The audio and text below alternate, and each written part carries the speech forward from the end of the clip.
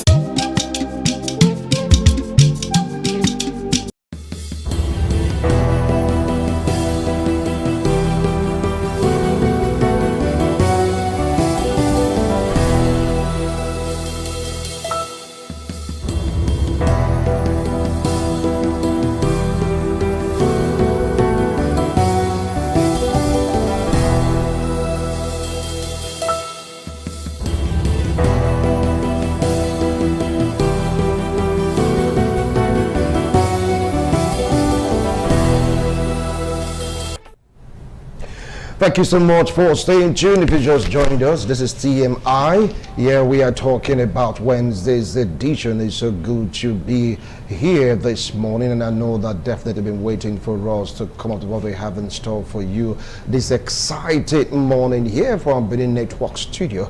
We are diving into security situation. It's like the terrorists, according to reports, they are getting bolder and bolder. We're having a series of bombing here and there, attacks here and there, kidnapping here and there. Anyway, it's quite sad. I'm not alone here in the studio. I have my colleague, co-anchor, Anu Oluwapo Stevens. Anu, good morning. Good morning, Wilson. How are you doing this beautiful Wednesday morning? Oh, well, I am great, thank God, and good to be here. How are you? Well, I'm fine, thank you. You know, thinking about the current situation of the country tends to like make me wonder, how did we get here, and how long do you feel will remain this particular debacle, because it is getting scarier by the day?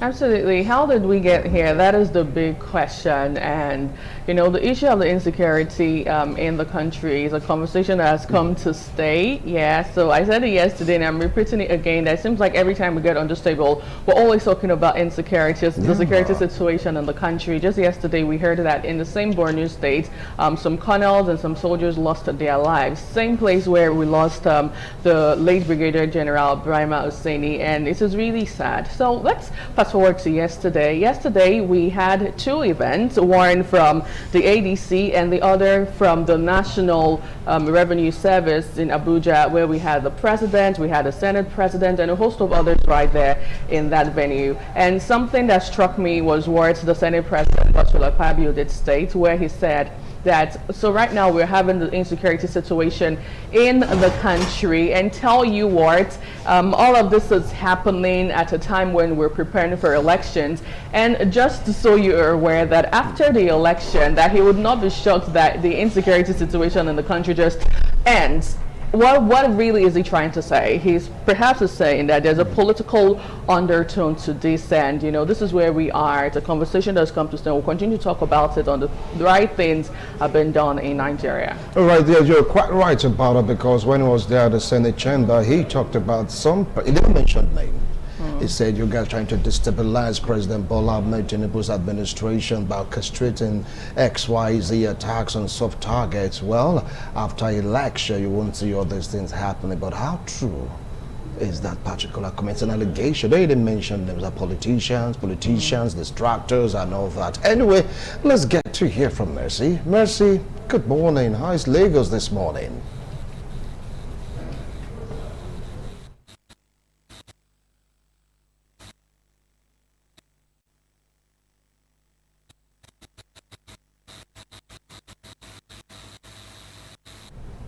All right, having some technical difficulties here, not to worry. I'm able to establish contact with Marcelina Nkwa in Lagos, who have this wonderful chat to get to know what they have in store for us. And of course, my Abuja Network studio, you get to hear from them also. Bandits asking for 700 cattle? I mean, are they going to delve into cattle rearing? Why are they really asking for this particular levy? It's really hilarious. 700. Because it's a dire situation when we talk about banditry, we talk about kidnapping and insecurity from this supposed, not even supposed, because thankfully the federal government has also tagged them as terrorists. And then you hear hilarious, conversation as regards we need 700 cows, we need 700 or 500 tubers of yam, and then they give you a deadline saying you have to bring this, and if you do not, we'll perhaps maybe take all their lives and stuff. But I don't know how we got here. Is it a case of the bandits being all hungry or the terrorists being all hungry? But because I really cannot fathom it. So maybe they're trying to bring out a comical part of the conversation, but because it really doesn't make any sense. I mean, in a situation where 400 persons are wiped out of a community, are being kidnapped, and the bandits guys are saying, give us yams, give us cows. Well, I think there's a relation with cows and the bandits. I was thinking that maybe that could just be a new tactics. Infiltrate the southern part of the country as if you are a cattle header, thereby amplifying the farmers, how will I put it now? The farmer headers clash. Right. Maybe that's what they're planning to do right now. I don't know, but 700 cows, it doesn't make sense. It doesn't even add up. It doesn't add up. It doesn't. But I think the governors in that particular region, the northern governors, would be in that better position to tell us why perhaps they are making such a comical, demand for cattle and for yams. Maybe very soon we'll soon be hearing rice or beans. Because it's only rice we get to share in Nigeria, so maybe we'll also get to add beans pretty soon. Yeah. Things are really getting scary in some part of the country, and we are wondering how are we going to get out of this situation. They're coming there the other day, general killed, colonel killed. Come on, what is really going on? Is this a political game or political gimmick to discredit let's say the government of President Bola Ahmed Tinubu? That is all one thought. On the other hand, some are saying, even if you know that these guys are trying to mess up your administration, why can't be proactive? What are the generals doing? What are the defense budget there for? You know that they're going to strike. Why not be proactive at preventing it? Or you go ahead of it. You get to hear terrorists, marching over, let's say, military cantonments, as if, anyway, that's going to be because of our discussions. Our analysts definitely will take care of that. Well, it's that time for us to go to class, yes, where we have Inuagata Nosakari standing by to really take us on another series of lecture. To me, he's a consultant, an astute consultant when talk about corporate affairs. So you really want to know more about corporate affairs, organizing things, definitely he's a man you should listen to. After that, we'll go back again to Lagos to join Ms. Lenankwo for a review of the papers. All these and more we'll be having when all the studios join today's edition of This Morning on ITV. Right now, we'll go on a break to bring in Inuagata Nosakari, our astute corporate coach. Don't go away.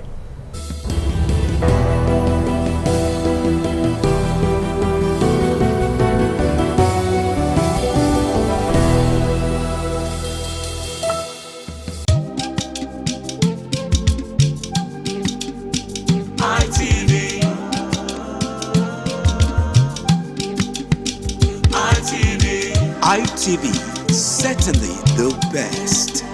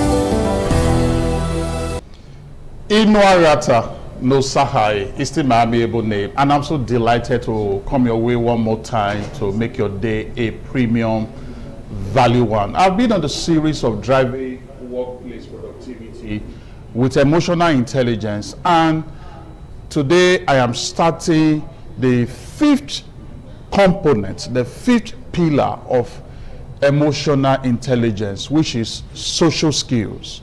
The fifth component of emotional intelligence is social skills. Now, social skills is your ability to effectively manage relationship.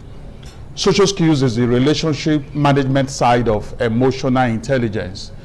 And to effectively manage relationship as a leader or as a person across board, no matter the industry you are operating in, to effectively manage relationship, it means that it is required of you to communicate clearly. It is required of you to influence positively. It is required of you to effectively build rapport. It is required of you to effectively manage conflict, de-escalate tension. It is required of you to foster collaboration, in the work environment or in that organization or system that you are working in. Social skills, which is the fifth component or pillar of emotional intelligence, is the relationship management side of emotional intelligence. Is your ability to effectively manage relationship towards achieving desired outcome. Very, very important. Now, if you take a deeper and a closer look, social skills is that crucible, is that pot whereby all the other first 4 components of emotional intelligence come together to achieve desired leadership outcome. Now, the other first 4 components of emotional intelligence is the emotional intelligence component of self-awareness, the emotional intelligence component of self-regulation, the emotional intelligence component of motivation, the emotional intelligence component of empathy. Social skills is where all these other components of emotional intelligence come into full expression. It's where they are put in action, especially for you as a leader. The emotional intelligence component of self-awareness help you to be aware of your emotions, how they affect people, and also how they affect outcome. The emotional intelligence component of self-regulation helps you to be able to control your emotions, especially controlling it appropriately under pressure, under situation of serious pressure. The emotional intelligence component of motivation ensures that you are able to exhibit that resiliency despite the fact that there are limitations in the workplace. All the resources you need to make things happen are not really there, but all the same, you put in that force, you put in that pressure to work effectively with people. It extends into your ability to work effectively through people towards delivering amazing leadership output. This is very, very important for you as a leader. So social skills, like I said, is a crucible, is a pot where you cook all the other components of emotional intelligence. Remember the emotional intelligence component of self-awareness, the emotional intelligence component of self-regulation, the emotional intelligence component of motivation, the emotional intelligence component of empathy. All of them come together in the pot, in the crucible of social skills, towards ensuring that you are able to deliver desired outcome, desired result, as a leader. Very, very important. Remember what I said earlier just now, that your effectiveness as a leader, when you lead people in that organization, when you help teams, it's not just anchored on what you know. You need to also learn how to effectively work with people. You need to also learn how to effectively work through people. And this, at the end of the day, will make you to be a very outstanding leader. Now, when a leader lacks social skills, what could possibly happen in that work environment, in that team or organization, is employee disengagement, where you see employees or team members no longer having that unalloyed commitment and dedication, to team tasks or team assignment, to workplace responsibility. Employee disengagement. Then lack of social skills by a leader can also result to, conflict escalation. Little tension, little issues that could have been effectively managed could just escalate, and then it disrupts operation and performance is brought to its lowest ebb. When a leader lacks social skills, it can also result to policy failure in organization, in systems. So it is very important for you as a leader to see how you can build social skills, which is managing relationship effectively. From the beginning I said social skills is your ability to effectively manage relationship towards achieving desired outcome, and this requires you to communicate clearly, this requires you to build rapport, this requires you to positively influence, this requires you to foster collaboration.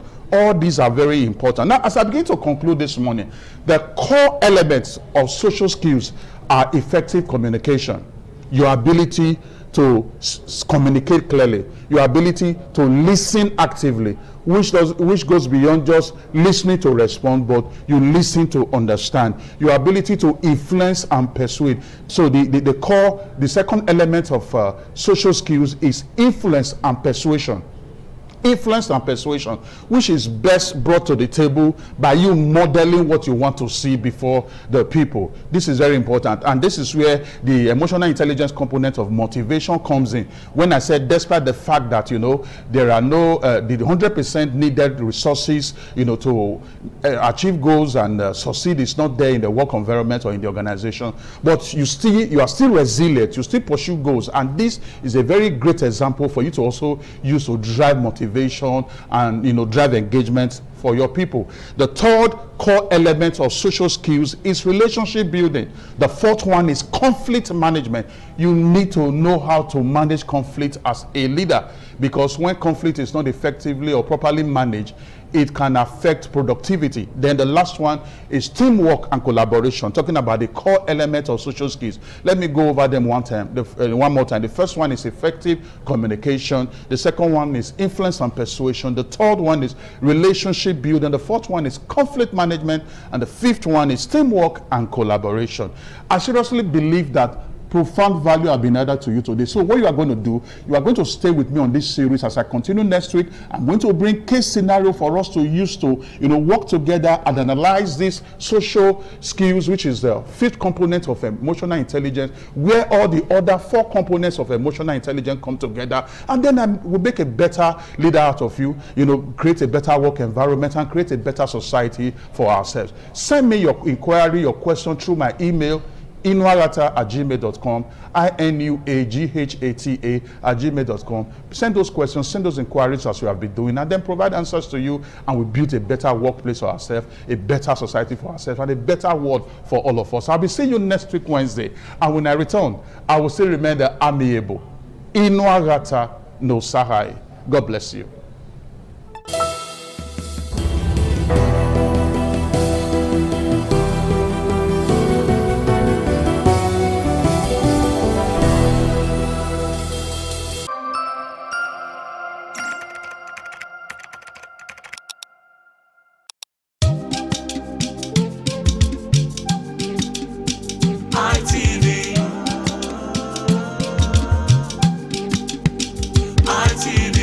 ITV, certainly the best.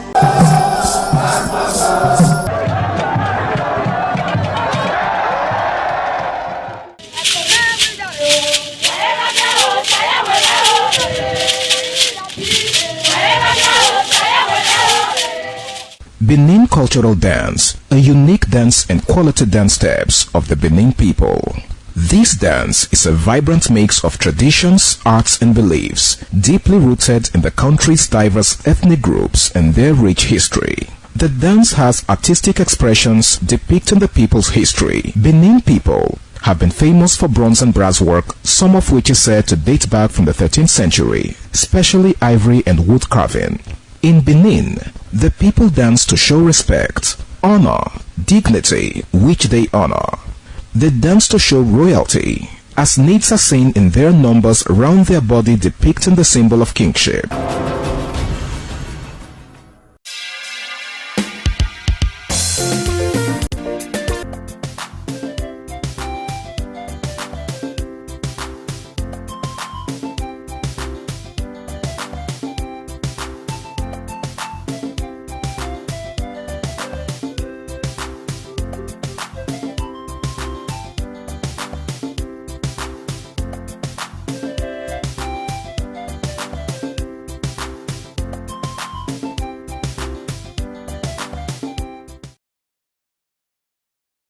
Many thanks for staying with us. We're still on this morning on ITV. I am Marcelina Unko, and we will be reviewing the papers this morning. The first papers that we will be reviewing is The Nation newspaper. The big headline on The Nation newspaper says, NRS raised tax revenue from 711 billion naira to 3.6 trillion naira in 2 years. Another headline there says, you get that on The Nation newspaper. Another headline there says, ADC expels Nafiu Bala Abejide 5 orders. You get that on page 3.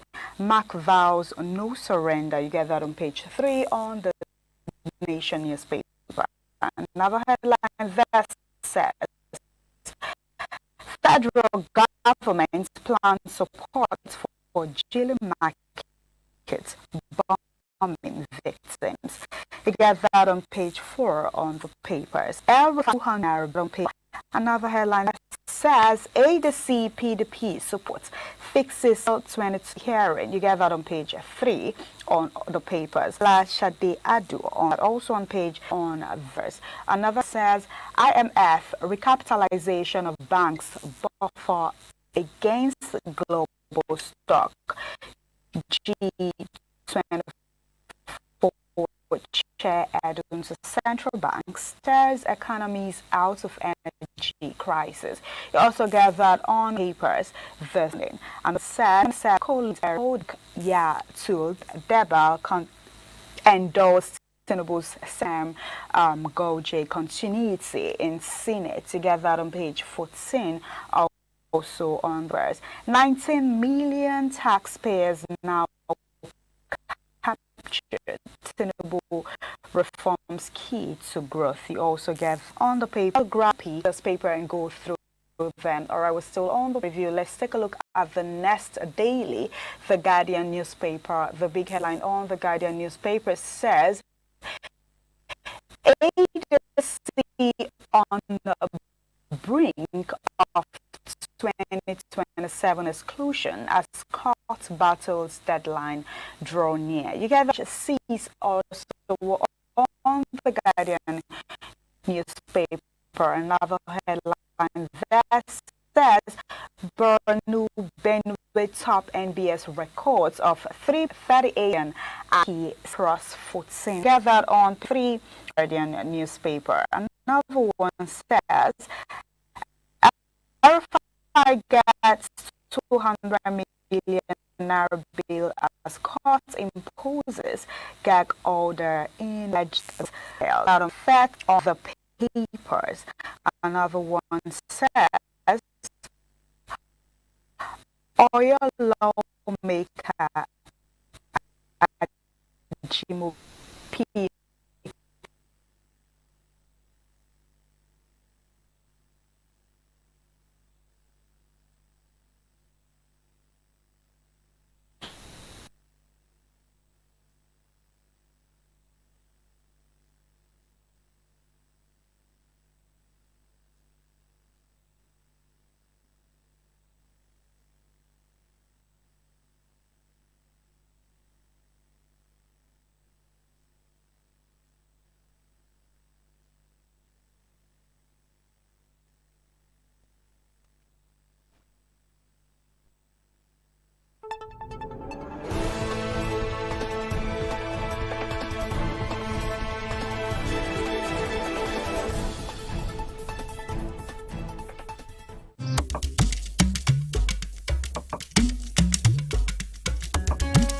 Revenue 3.6 trillion naira monthly, says NRS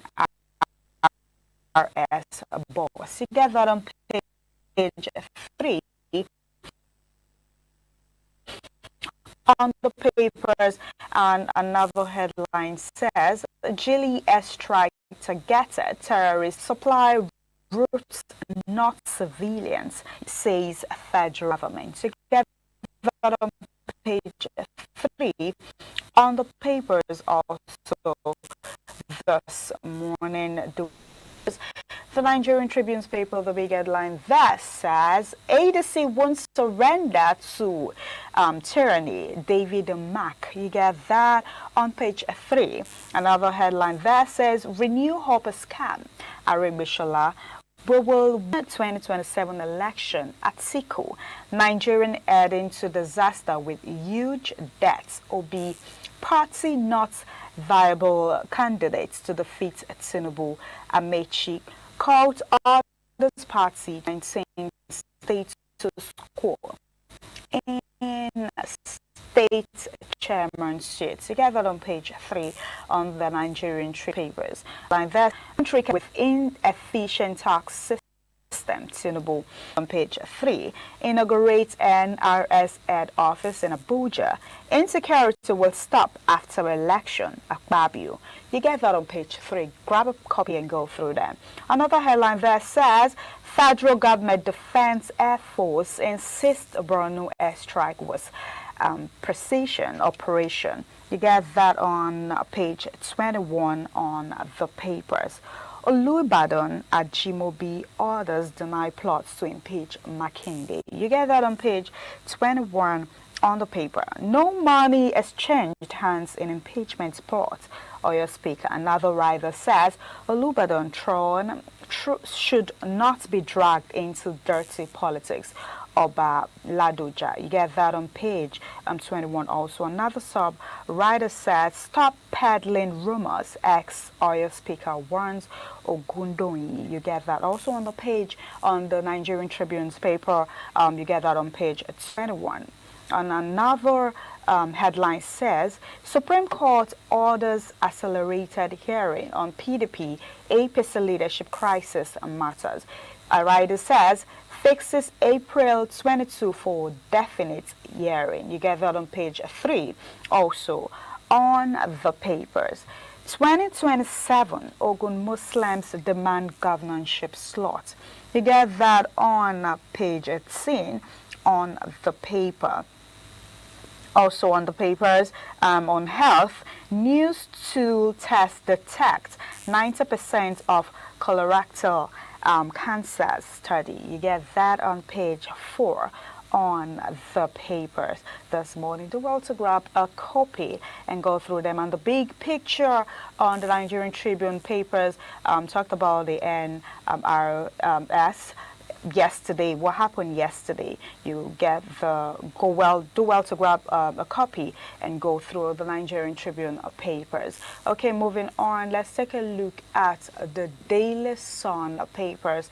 The Daily Sun papers, the big headline there talks about insecurity. Says Akpabio fingers opposition on insecurity, expresses optimism situation will end after 2027 polls. You get that on page 6 on the Daily Sun newspaper. Another headline there says IMF downgrades Nigerians' growth to 4.1%, cites inflation, spiking fertilizer prices, global risk. You get that on page 2 on the Daily Sun newspaper. Another headline there says 2027, Nigeria will not coronate Kabiyesi in Aso Rock, ADC. You get that on page 6, on page 8, and also on page 26. PDP, ADC, Supreme Court, OK speedy hearing. You get that on the papers this morning. Let's take a look at another headlines which says the US-Iran war trigger jet fuel crisis, pushes local airfares to 135,000 naira from 92,000 naira. You get that on page 25 on the papers. Another headline that says INEC chairman wants to get away with illegalities at Siku. Get it on page 6. And the writer says Nigerian collapsing, says Obi. You also get that on the Daily Sun papers this morning. Do well to grab a copy and also go through them. That is all we have on the Daily Sun newspaper. Let's take a look at the next papers. This Day newspaper. The big headline on This Day newspaper says Tinubu, no serious nation can prosper with weak, fragmented revenue system. You get that on page 8 on the papers. A writer says old tax law makes Nigerians poor, assuring new system will create opportunities, prosperity. Mocks opposition parties, saying he may commission Akpabio to destabilize them, as Senate President blames opposition for worsened insecurity. Another headline, another sub-writer says, declares net reserve would have been $2 billion inflation, 120% exchange rate, $3,000 per naira. As parallel segment, debt service over 100% of revenue with reforms. You get that on page 8 on the papers, on the This Day newspaper. Another headline there says IMF says Nigerians growth rebounding to 4.3% in 2027. despite 2026 downgrade to 4.1%. Okay, also another headline there says ADC declares self unstoppable force. Another subwriter says that is under the David Mack, our national convention is beginning of the process to change Nigeria. And the writer says ADC declares self-stoppable force, says APC INEC undermining democracy. Another writer there says INEC chair being used to subvert democracy, Atiku warns. Another headline there also says Nigerians so divided, we need unity now, Obi states. Then Amechi says in another writer says Amechi APC is shameless. We'll also get that on the Thursday newspaper. All right, we have our guest here, Dr. Victor Okai, who will be helping us talk about reviewing the papers this morning. Dr. Victor, good morning. Good morning.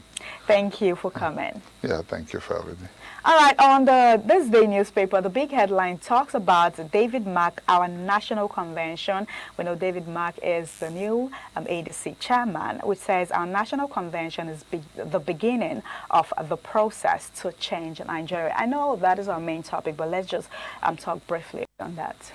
Well, obviously, that's what he would say. They have gone ahead to hold a convention in spite of INEC, I won't say in spite of the courts. I think mindful still of what the courts have said. We'll have to wait and see. But I like the fact that, you know, we're having a strong opposition once again, and this is very good for our democracy. So to that extent, I agree with him. It's the beginning of a change in our democratic process. Oh, okay. It's the beginning of a change to our democratic process. Let's see what happens there. Well, we'll wait. Okay, moving on. We're still on the papers preview. Let's take a look at the Vanguard newspaper. The big headline on the Vanguard newspaper is still talking about the ADC convention that says 2027 ADC dares courts, INEC holds convention, which happens yesterday.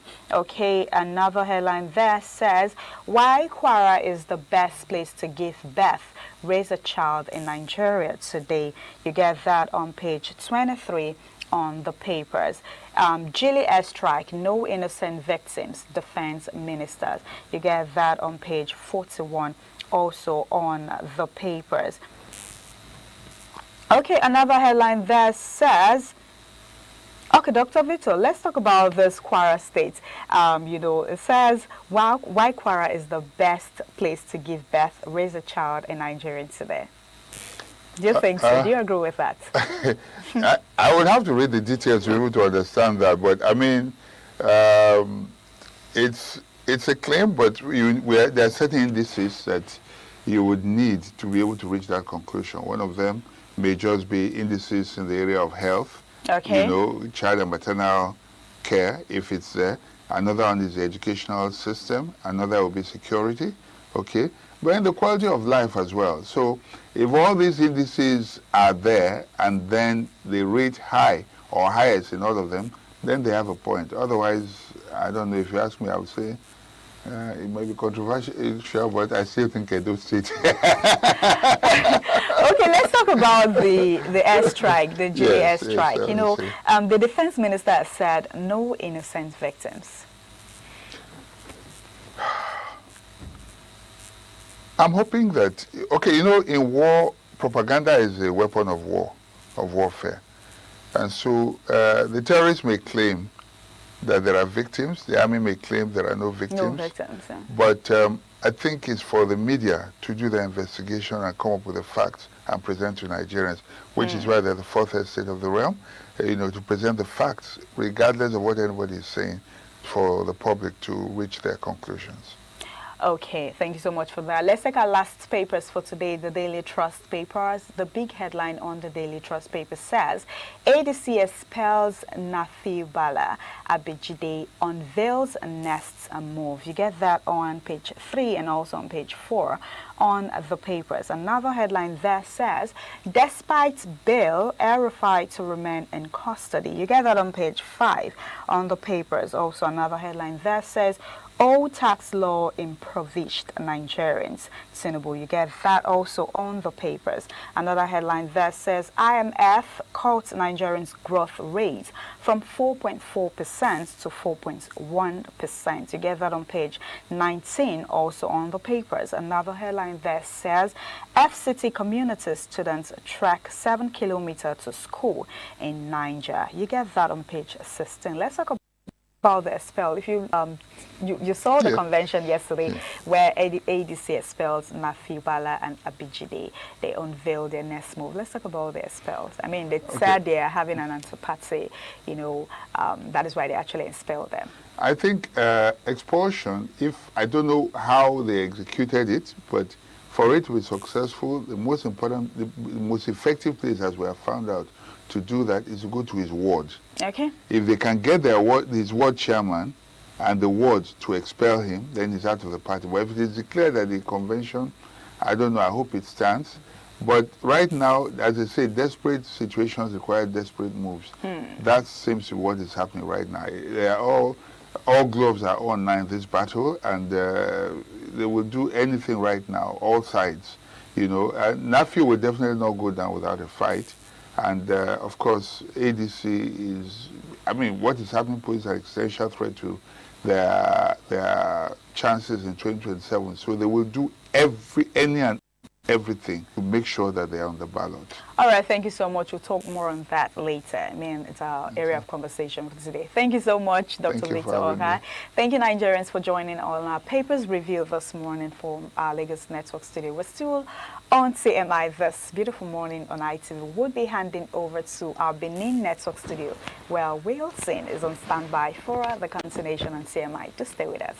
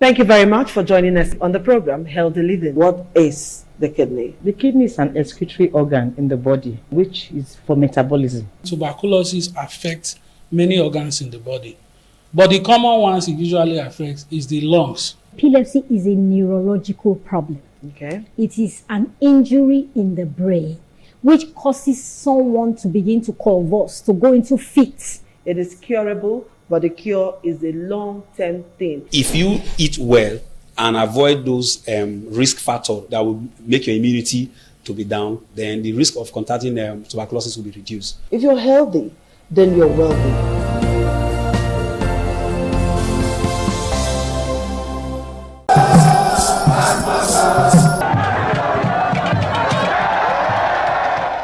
Onwa is rich in culture and traditions.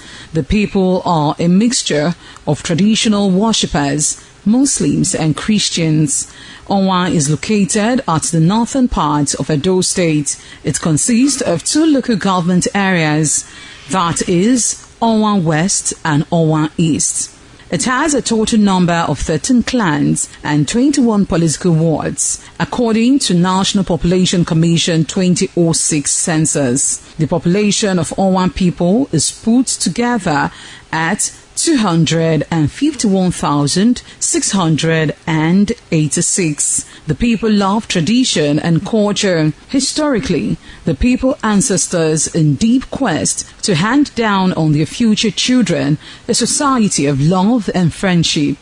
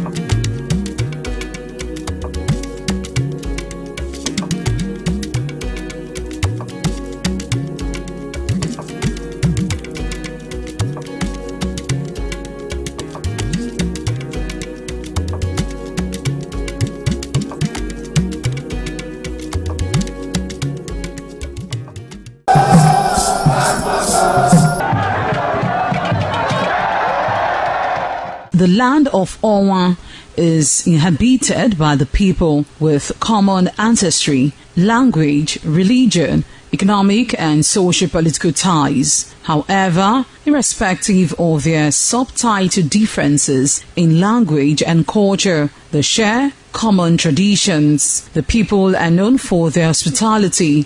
Onwa traced their origin to Benin Kingdom. As a result,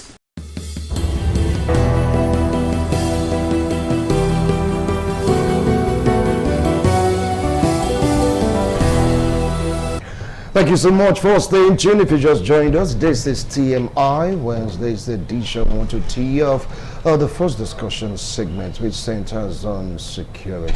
Some are saying that it's getting more and more worrisome by the day. And of course, you heard the comment made by the Senate President David Mark saying some persons are responsible for this just to discredit President Bola Ahmed Tinubu's administration. Now, what do you have to say about that? Well, I'm not alone here to really anchor this particular interview. I have my co-anchor here, Anuoluwakbo Stevens.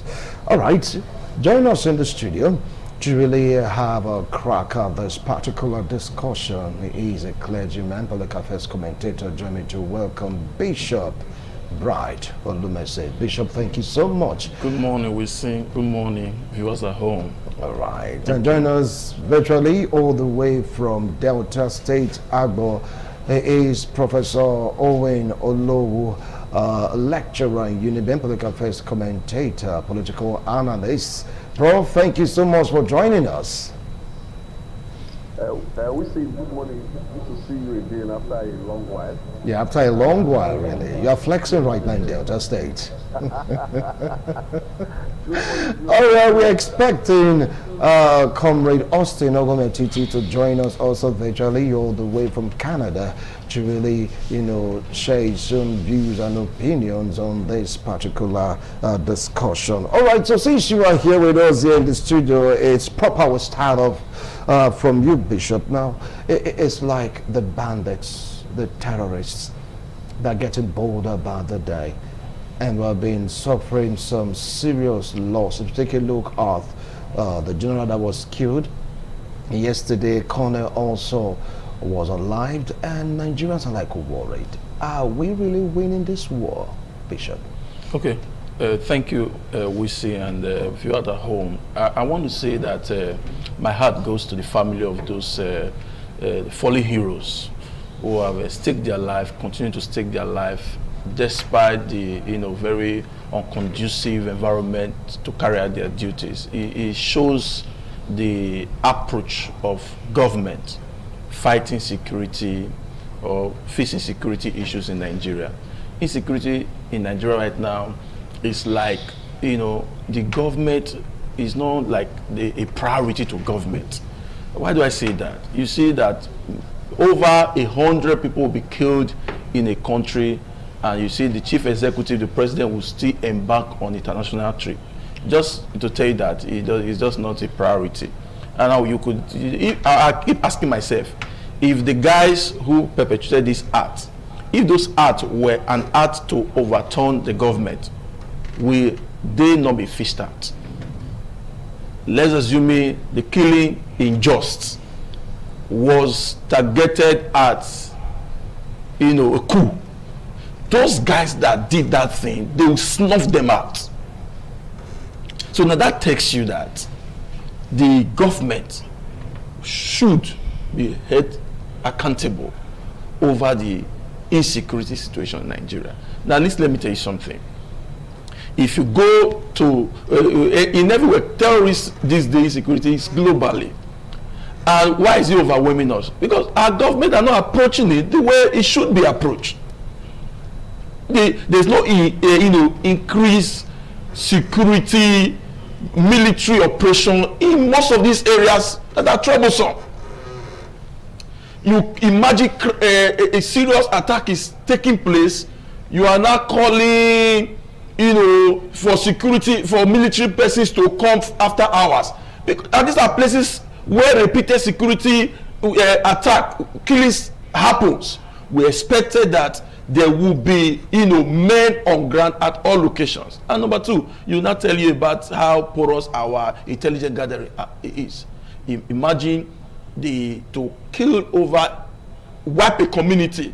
It's not a day plan. So you mean the SSS couldn't snuff it out or wherever? It means that our investment in that environment is poor. And our theory, which is the three multi-dimensional approach to fighting security, is the economy situation and all of that. If you look at right now, the problem we have now is the problem of inside. And I listened very carefully.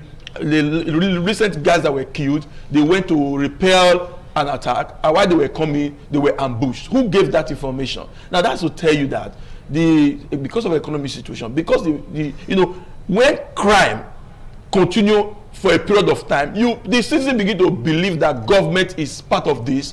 They will not begin to, who do we follow? If we don't give these people information, maybe tomorrow they come after us. So in other words, it's a terrible situation. What is expected government to do? One of the things I keep asking myself, what is the state of the military men at the forefront? Are their family being catered for? Because as a family man, anywhere you are, and there's this chance that your families are not taken care of, your impute it will affect your impute and all of that. I read and followed up. Somebody, one of the young man put a story on Facebook that this is how he gave a lift to a military man who ended up saying that the man was going to check on the wife who just had a set of twins and lost one. After a year, this time they gave her permission. I don't even have sufficient transport to get there. He gave me somebody. I reached out to her and said, okay, please, we want to also send money. The reason why not just to send money, we want to actually find out if that's truth, if that story was true. And we found that it was truth. It's worrisome. Somebody who is fighting, risking his life for the nation, he can't even afford transport to see the family. No, sir. It means you are not ready to fight the security. That's what I tell you, that it's not a priority. I just gave you a picture.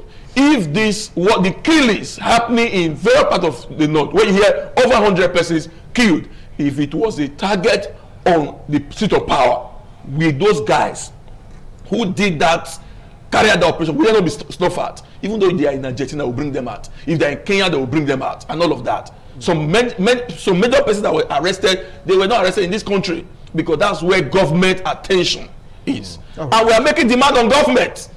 Enough of the killings. And you imagine this day, they rape this kidnapper, demand. There's one young guy that was kidnapped in Kaduna Road, so it should be 30 million, and all of that, 50 million. And this money move freely. I can imagine. When any government that is complaining of sabotage, it should resign and go and sit down. Because you have the power of state and all of that. It is your duty to snuff out the sabotage and deal with them, because that's your first primary responsibility, to secure life and property. Okay, and I believe you have the next question. Absolutely. Let's move over to our guest to join in virtually in Delta State. Prof, a lot of things to talk about, but it's going to be a follow-up question to what Bishop has said here. Most of the time when we hear cases of killings in Borno State, for instance, the last one that did happen that's pretty fresh in the minds of Nigerians, we heard the state governor, Babagana Zulum, did say that they heard or they had intelligence report that that situation would happen. And this is not the first time we're hearing governors saying, oh, they had an intelligence report. But shockingly, the situation will still happen after the intelligence report. What do you think is the cause of that, that loophole, if I'm to put it that way? And then secondly, we heard some time ago someone in the security architecture in Nigeria saying perhaps we need to fence Nigeria. How did he put it? Fence our borders to just help, curtail the security situation. Do you think that is the way forward, Prof? Well, I feel really very sad that we are where we are. I feel sad that this whole thing has gotten to this point. It has escalated.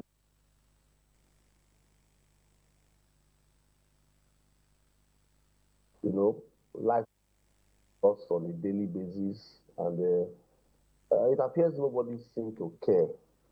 I really feel sad about Scott said. I sympathize with the families of our compatriots, countrymen who have lost their life, in trying to protect the territorial integrity, territory of our dear country. Having said all that, I want to start by saying, I think some weeks ago, I was on one program you guys do on Wednesdays. I can't really remember the name of the program. It was also anchored by Wilson. The main anchor of that program, I think Egosa was on leave, so Wilson anchored that program. And it was also about insecurity.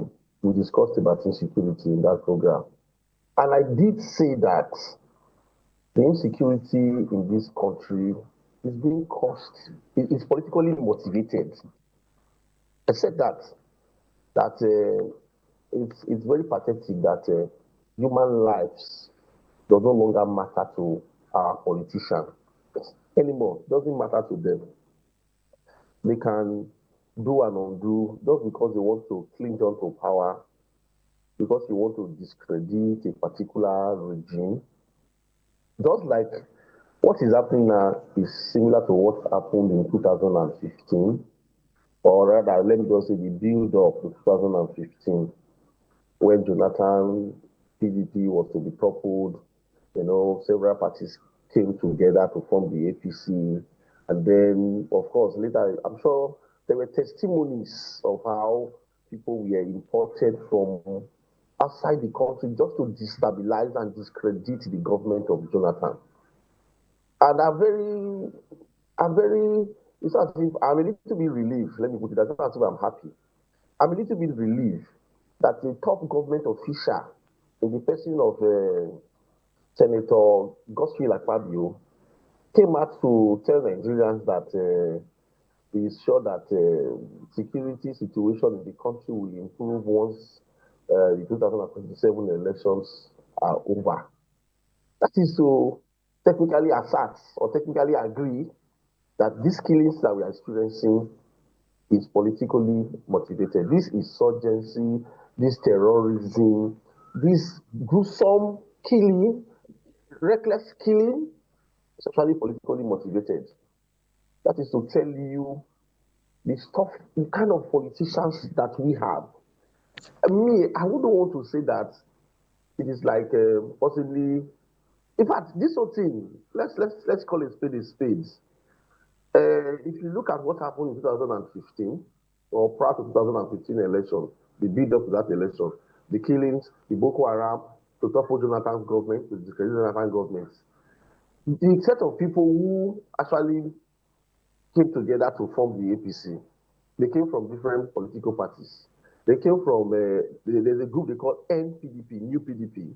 They were there, the ACL, the CPC, plenty persons, and plenty big names who are now in the, some of them are now in the ADC. They came to form the APC then. So the only group that seemed not to be with at the ADC now is the ACN part of that APC. The ACN part of that APC is the ones who are in government now, you know, in person of Bola Ahmed Tinubu and his cohort. They are the ones who are ruling Nigeria now. The remaining people who joined to form the APC, the CPC, what is it called now, the New PDP and the others, they seem to be guarding again and, you know, wanting to go and join another party like the ADC. So one will begin to ask, this whole thing now, I'm also very impressed about something, even though it's little, but I think we should also give some level of commendation.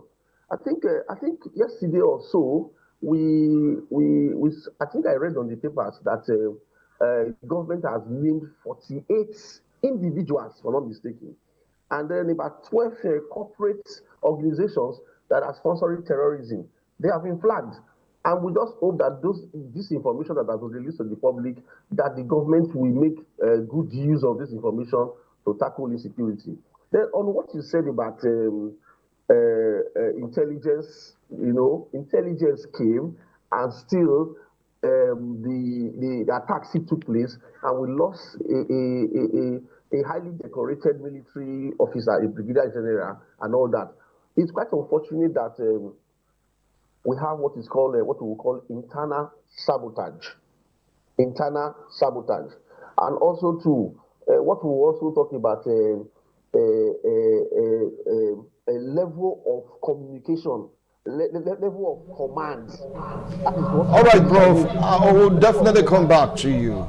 We'll come back to you, Prof. Well, you heard Prof. A raised series of, you know, what I call it now, points, so to speak. He said this can be likened to what happened during the build-up of 2015 general election when President Goodluck Ebele Jonathan was the one in charge at a particular period. He also talked about sabotage in the ranks, after all, like what you rightly said. Some valiant or gallant, so to speak, yes, gallant soldiers went out there to repel terrorists. On their way back, they were ambushed, and we lost a general, lost colonel. I mean, top, you call them big fish.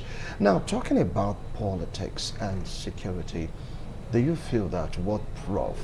opined, borrowing a lead from what the Senate President said, do you think that is what is playing out even right now? And if the answer is yes, even that Nigerians are falling into the same sentiment that made them to say, Jonathan, you must leave power, you must relinquish power by the power of their votes. Okay, thank you, Wilson. Oftentimes I hear government agency come to say we are trying. While you were campaigning, you didn't tell us you were going to try. You told us you are going to fix it. All this issue of is what they did in 2015 is fallacy. People are dying. We want you could see no political way. Now, what are government agenda in fighting terrorism? Can you tell me? Can anybody now come and say this is the blueprint?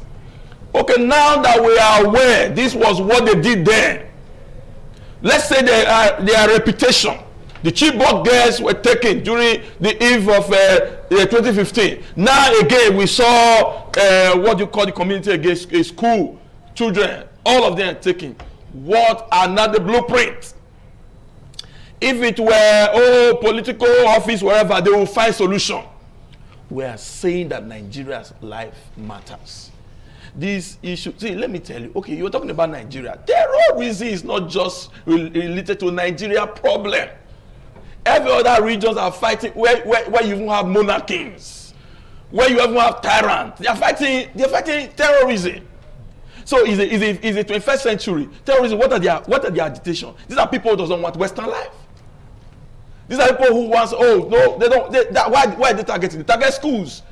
They don't want all of that and all of that. So government will rise up to the occasion. This issue of, okay, now let's assume the narrative was correct. Now this set of people who are in government now, they brought the imported machinery to dethrone the other government. Now, if they were their machinery, they should have settled them so that there will be peace and all of that. Now, are you telling me the same machineries? Because some of these narratives, you see that most of the problem we have people who, of the leaders, they talk too much. You know, during the Jonathan time, Obasanjo wrote a letter one time to say that President Jonathan is training snipers and all of that, which wasn't truth. Peradventure, he had intelligence that there are people who he didn't find out what they were. So the attention was beamed into fighting a man that don't even know anything called snipers or whatever, and that's the problem we are fighting. We don't really the intelligence. They know much investment in the intelligence to really get where this agency Nigerians. That's why Trump is telling you that look, these guys, they are not Nigeria sponsored. There are people in the Middle East who wants to make the earth unrest and all of that. Who raised, you watch over sometime few months ago where some young guys raised flag from another country in their own country and all of that. So that gives you something. So government, my own worry, it's not like where there is terrorism or wherever, it's a global trend. My own worry is that it's hitting us badly because our government is treating it with kid gloves. Our government aren't doing enough. One of the biggest challenges that we will face, and that what we are facing now, I said it there in 2015, that our government is not doing enough campaign. These terrorists will now begin to recruit our people, which they are doing now. That's why they are massive. Our military are trying. The more you kill, you say they kill over how many here before you know thousands have come out because the recruitment process is massive. Can your government guarantee any of the people in the north 3 square meals a day? No. So if a terrorist guarantees you 3 square meals a day better life, you mean they have adopted you, okay. They've employed you. Now speaking about the government, is it a case of the federal government being overwhelmed, the security architecture in Nigeria being overwhelmed, and do you think we need foreign intervention at this point? Okay, no, it's not about, first of all, we are not overwhelmed. We're talking about the political will. Just like you say, what Prof said just now, he called about sabotage, internal sabotage, or whatever. That when you are sabotaged does not really mean that you were overwhelmed or whatever. You don't have the ability or capacity. Okay, now you could imagine a situation, and this is a very terrible situation. Let me tell you the truth. I was driving through somewhere, you see police on checkpoint. I stopped by and reported the issue. This is happening there. Do you know what they told me? Bishop, I beg. They go where they go. They not send us go that place. Are you for real? And I insisted. I stayed there. I make some call. In fact, the officer I called, he repeated the statement that is not their beat. That means these guys are fortified security. There's a problem in the architecture. So in other words, you will see. Let me tell you something. My friend's house was Bogo. The next house is a military man that owns that place. Military guy that place. I was not. He don't cry. He said, "Shout from here till next year." Those people won't even respond. As far as that is unpatriotic. That's unpatriotic. So in other words, that's what I'm saying. Okay, you came. You said you want to fix it. This is the question. Tinubu coming to contest as president, was there insecurity? Yes. Did he promise to fix it? Yes. Has he fixed it? No. What are things on ground showing that he is fighting it? Not yet. So I was told the Picano jet or whatever they are using to still fight today was bought by the previous administration. Now you will now say that no. So the issue of maybe collaboration with international organization or wherever also is that for intelligence gathering. International organization should not come and be fighting your internal. Okay, can I ask you? Can somebody who is coming from Japan knows Ugbogebu? Wow. Do they know Kabetu? Do they know our creeks or whatever? So the only way they can come if necessary is okay, like what we talk border control, intelligence. These people have just moved. This weapon has moved. It's coming to Nigeria. Let me tell you, a weapon. Transportation and movement, big countries with good intelligence, they know where they're going to. All right, now let's get straight down to Delta State, where Prof. Owen is standing by. Prof, it's like you're making an excuse for the government of the day, like what Bishop said. They promised Nigerian security. They knew that this is what Nigeria, well, I said in the past now, was what Nigeria, like, going through. So why would they be pitching that particular comment that some persons are sabotaging the system, that some politicians are the ones behind this? Don't the government know that this thing will happen on the eve of their re-election? Take it up from there, Prof. Listen, I don't think it will be proper to say I'm standing in for the government, or I am not a mouthpiece of the government, so I can't hold brief for the government either. I'm just trying to point out the reality of what is on ground. I'm not making excuses for them. I'm just telling you what is on ground. And what I said today, I said it some weeks ago when we had that Wednesday program. And it was coincidentally, the Senate President also came to affirm what I said about the killings being politically motivated. And of course, so that's where we are. The reason why I am This killings, it pains me, and it really is heart-rending to say the least. And for me, I think that the government is doing things that they ought to have done much earlier. They are not doing some of these things, and we really don't know how far these things will, the result it will yield eventually. Just recently, like I said earlier in my first appearance on this program, I said, the government for once has named sponsors of terrorism in this country. They have also named a corporate organization. They name individuals and they name corporate organizations who are also sponsoring terrorism in Nigeria. This is something that is long overdue. People have clamored for this, and we don't really know what the government is going to do with this piece of information that is already in public domain. I know they have been sanctioned. These accounts have been flagged. These accounts have been blocked and all that. Financing terrorism, those accounts and those individuals. We really don't know how much government is going to do with this. Now, my own is, if government has a piece of information, I suspect that, by now, if you're able to block all these channels where finances get to these terrorists and these bandits, I think it may, or it will help a great deal.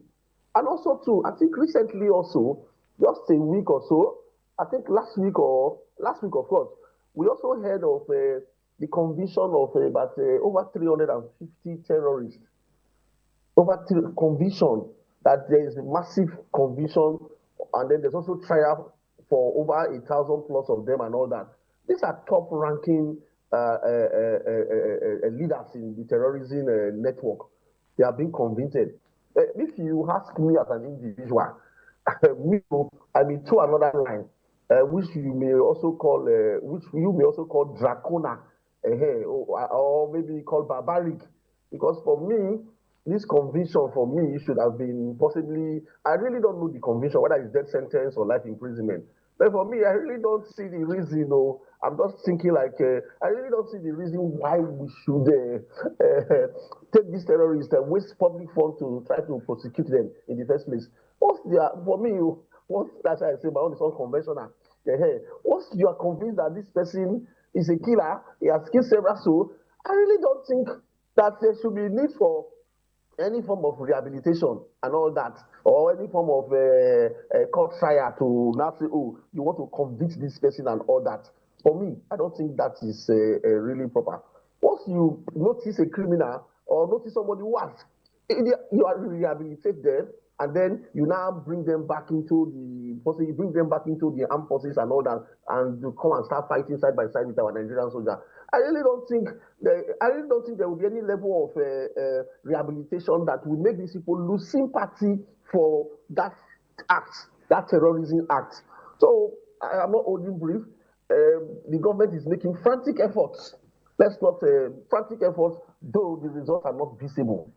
And there was also a time on this program. Where we talked about when the United States intervention and all that around December, I think Christmas Day or thereabouts, we struck what base in Sokoto and all that, and we were very hopeful, thinking that that intervention, will yield a lot of results. But it appeared that after that intervention, things seem to have worsened, and all that. We were, for me, I thought the intervention would be continuous. Though we keep hearing, we cannot deny this. The armed forces has neutralized the total number of terrorists and all that. But it appears this whole thing is the old north as it stands. When I say the old north, I'm talking about North Central. The thing is not. It used to be in the northeast where we have we call those states. We call them the Yab states. Okay. Yobe, Adamawa, and Borno. But the thing has now come to the middle belt, the north central, and all that. Okay, Prof. Thank you. Thank you, Prof. We'll come back to you. Want to go for a short break. When we return, my colleague Anu will have the next short at Bishop or at Prof. We'll need to go for a break. When we return, definitely we'll continue with the discussion. Don't go away. Thank you.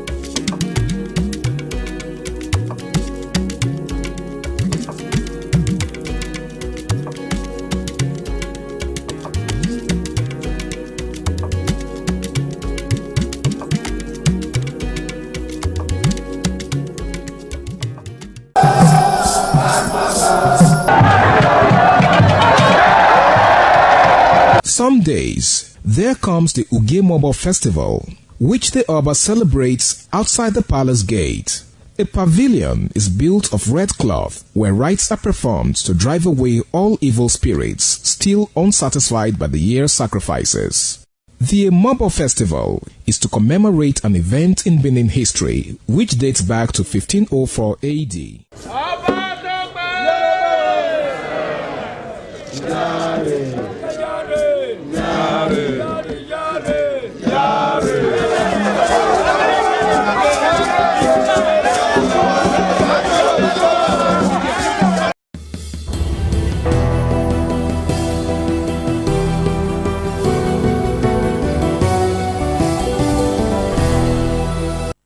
Thank you so much for staying tuned. If you just joined us, this is TMI reaching you live from Benin City, Edo State, South Nigeria. And I believe you have the next line of questions. Absolutely, because I saw how Bishop was all, reacting here when Prof was having his conversation the other side.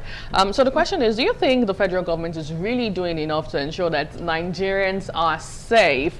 Because take you back to what happened recently in Plateau, Jos, when the president went there, I think with the Minister of Communication, whatnot, and then they said that they are going to put out surveillance camera to ensure that it's been curtailed to a fault. But really, is the federal government doing enough? Let's not forget, a couple of months ago we saw that Donald Trump tagged Nigeria as a country of particular concern. Thank you. I'm very sure you already know my view. Federal government is doing nothing. Don't say whether they are doing enough. It's like let them start something. What are they doing? What is government program in dealing with the issues on ground? President Tinubu went where? Did he get to where the incident took place? No. He was at the airport. He just go to the airport and campaign and come back. That is it. Did you see the reaction? The elders of the place very happy and all of that. The reactions are there. Did these people really care and all of that? They don't care. But the point I'm making is that this call is not just criticizing government. No, it's to call government to their responsibility. There are what in the 21st century we want to use a surveillance camera to fight terrorism. Who is saying that, please? Why are these people like this? And all of that. We are saying right now, the level of intelligence that nations are using. I was in a particular terminal traveling. I was traveling from which part of this country? A security lady just came and picked up a guy from the queue and all of that. See, that is the level of the level of what do you call it? Intelligent gathering is that when you are thinking evil there, they can get it. Call it psychoanalysis. See, that is the so now please let me tell you. The point is that you may not get immediate results. Government spokesperson address Nigeria. This is what Nigeria are building this level of intelligence. This is a long-term problem. Remember, this terrorism didn't start with this administration. We only entrust them with the power, hoping that they can fix it. So this is the projection. We expect that they'll build systems, build strategy, start something, and we'll begin to see that there are efforts to help, to curb, to stop the terrorism menace. Okay, now. That's what we are demanding. The way people are going, no. We expect there will be massive military, activities going on in these areas. Okay, let me tell you. What kind of encouragement will you have? The military may remember they are also human. Now, they went to repel an attack. They were ambushed. If an attack is going on, you are calling them to come and repair. They first of all take it, watch themselves. They have families. So that you now ask, what is the combat response in that environment? I'm very sure we have a Air Force. Are you sure you are getting what I'm saying? If there were Air Force monitoring that environment, that ambush won't take place. And all of that. So that's what we're saying. Government not doing enough is out of it. They are not. We want to see what they are doing. They're just doing the same thing previous government have done. Complain, blame game is politically from the first day Tinubu took over power, killings, there were killings that day. And all of that. So what do you mean? Was it 2027? No, this is a reality on ground. What we are crying as Nigeria, is that please, people in power, we have entrusted you. You have the money, you have everything. Get gadgets. This is where you link with international organization.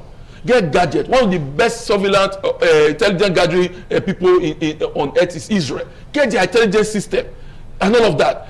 Liaise with America. Liaise with any country now that can help in gathering information. Okay, now government is expected to see that.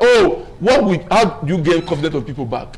Let's assume we are coming now. We now see stop and search. Why is this happening? Say because there is surveillance that insecurity will take place, and they repel it. You see that the citizens are now beginning to. Do you know how much we pay to? If you don't pay to protect your house, now you're on your own, and all of that. So please, like I'm saying, government is not doing anything. If they are, they should come and tell us, because when you get to other clients, you see what they are doing, the approach. Our borders are still porous. From when this insecurity, mass influx of non-Nigerians into Nigerians, the president of Blessed Memory Buhari said, people carrying arms causing this man, they are not Nigerians.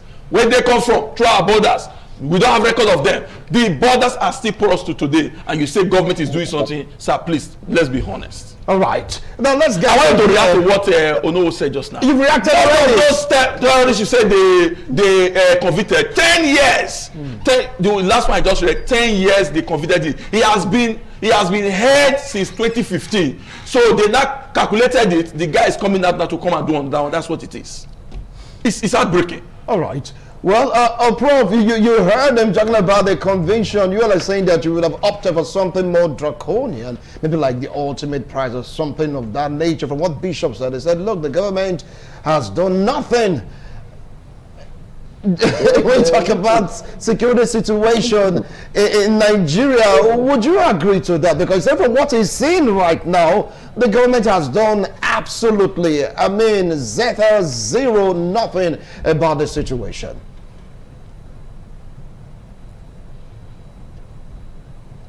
Prof, are you there?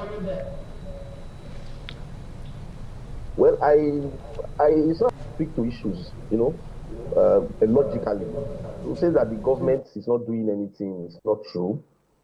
I think if you say the government is not doing enough, I think that would be fair on the side of the government. That they are not doing anything is not true. They are not doing enough to tackle insecurity. I agree with that. Not that they are not doing anything. Now, I said earlier, I really don't see why we take these terrorists, take them to court. To do what precisely? Do you get? So you will say that is not it's not the side of the law. The law requires you cannot. Nobody can just convict any criminal on his or her own when you are not a judge. You must follow due process and all that. That's why we are wasting public funds to prosecute these terrorists, known terrorists who have been known to kill. In the first place, they shouldn't even get. Once you see them, you kill them. In fact, I don't know. That is my own take, and it's, like I said, it's draconian. For me, it's life for life, tit for tat, as the case may be. Now, we're talking about tackling insecurity. That's actually the core of this program. Tackling the rising tide of terrorist activities and all that. You see, I want to. I think Zamfara State Governor one time came on here and said, that they know where these terrorists are. They know their family. They know them by name. And then the anchor person in that program was asking, you know them, then why are you not going after them? You know what the man said? He said, that he does not have what it takes to go after them. That he is not in command of any security architecture. That there is, everything is being controlled from the federal level. So if we must get results, we are getting some results where these results are not enough because people are dying by the day. I think this decentralization, the state should be given some level of control. Now there's an intelligence that something is going to happen, and then you are waiting for command from somewhere else to respond to the intelligence report that you have. So these are some of the bottlenecks that we seem to have. The level of command, it's quite pathetic. I think that if we must move forward as a country, in addition to, we're talking about Donald Trump, recently I also read in the papers that he commended Nigeria for conviction of this 350 or whatever. So I really didn't know the detail of the conviction. Like he said, now they gave some people 10 years, which for me, I really don't know the basis of which those convictions. I'm sure those convictions were done based on the level of their involvement in the act. I think so. I'm not a lawyer, but I think convictions are done based on the level of involvement in the act. So if they give somebody 10 years or somebody who has spent 15 years, apparently maybe by the law, the level of involvement should be more than that. Well, thank you. So thank you so much, Prof. We should make effort to decentralize the security architecture in this country so that state government can have some level of control. Thank you. Government can have some level of control to tackle this security because that is where it is actually biting the most. Thank you so much, Prof. The time for allotted to the Benin Network studio is up because Abuja Network studio is standing by. So, luckily, I will say, fortunately, so to speak, is still the same discussion. So, Abuja will take it up from here to really expatiate on this particular issue. Bishop, I really want to appreciate you. Thank you so much. We now move over to Abuja Network Center, where Tolulope Oguntunmi is standing by. Tolu, over now to you.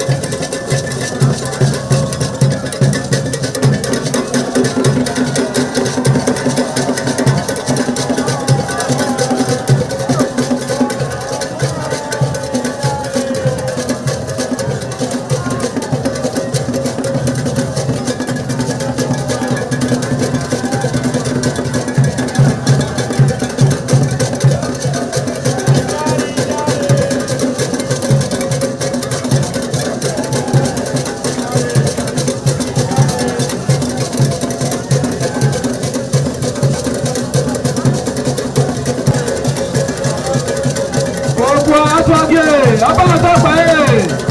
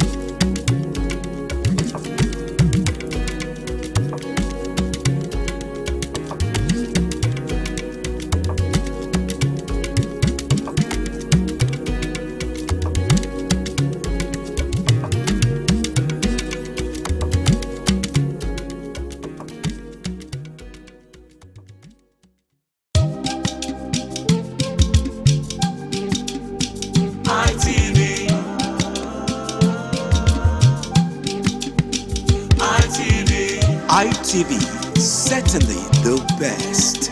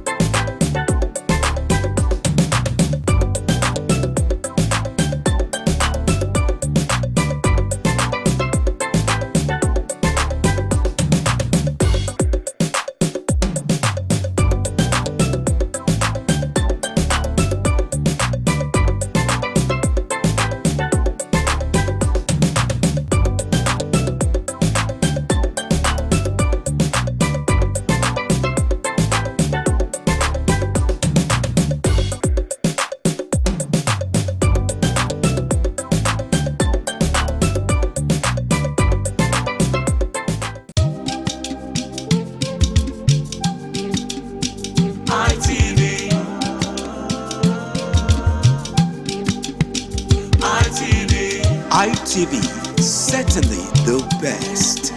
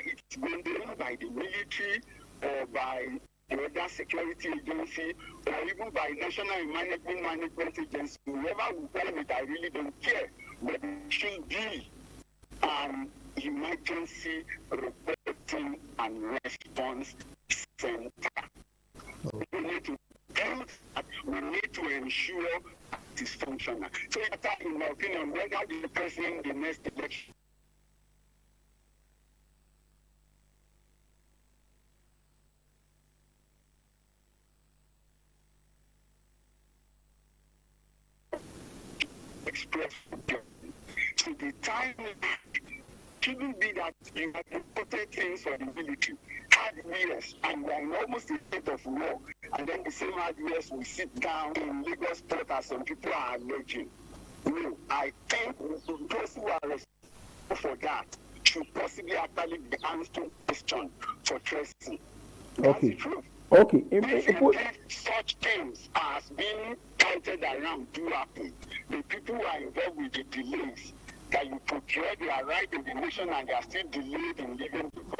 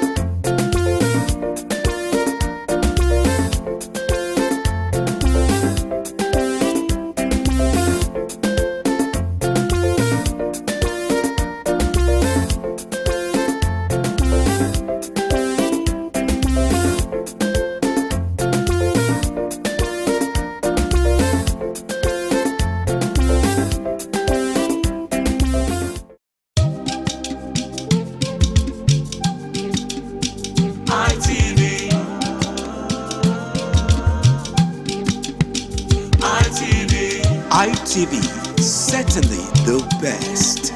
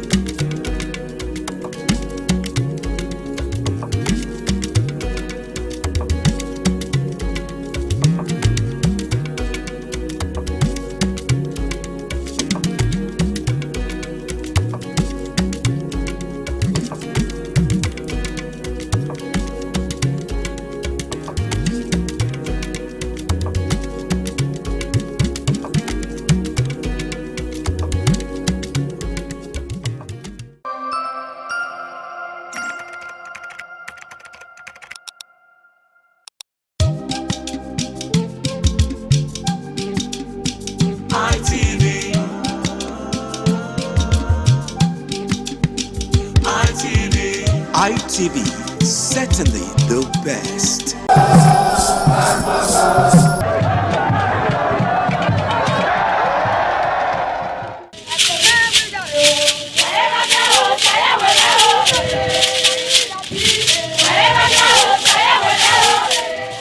Benin Cultural Dance, a unique dance and quality dance steps of the Benin people.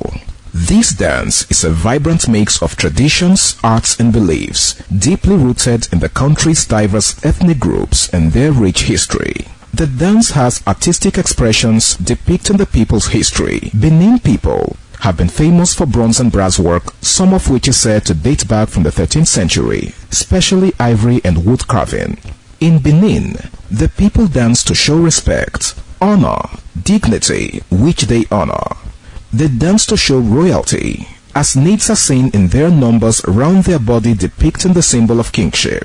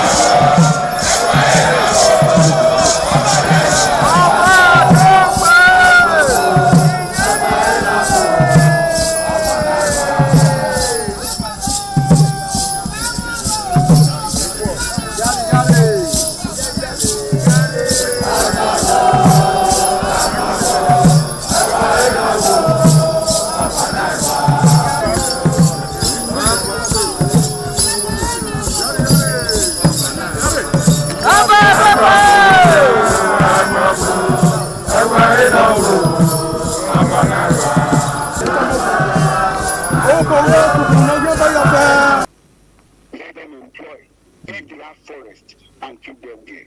The civil defense for me is undermanned, so you need to shut them up. The police is undermanned. You need to employ more policemen. The same thing go for the other military means.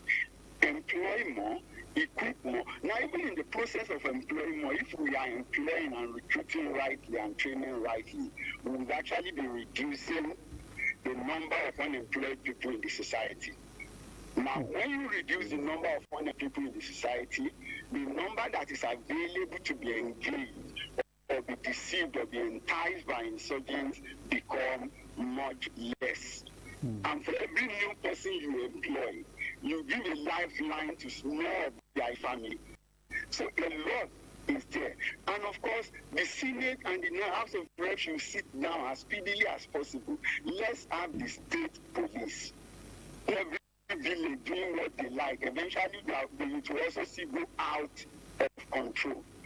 It will go out of control. But if you have the state police, there is the federal police, there is the guard, and the level of security we have now, if they are rightly manned, I think we'll be able to provide adequate security for the nation.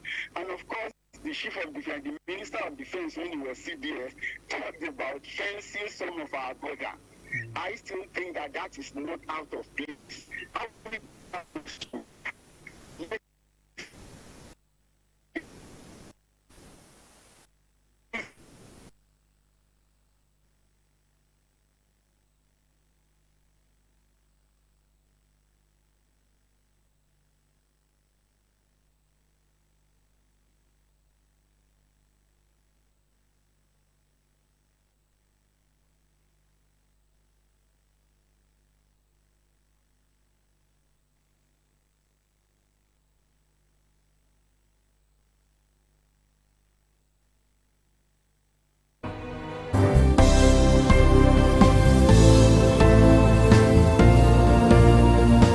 Thank you very much for joining us on the program, Healthy Living. What is the kidney? The kidney is an excretory organ in the body, which is for metabolism. Tuberculosis affects many organs in the body, but the common ones it usually affects is the lungs. Epilepsy is a neurological problem. Okay. It is an injury in the brain, which causes someone to begin to convulse, to go into fits. It is curable, but the cure is a long-term thing. If you eat well and avoid those risk factors that will make your immunity to be down, then the risk of contracting tuberculosis will be reduced. If you're healthy, then you're wealthy.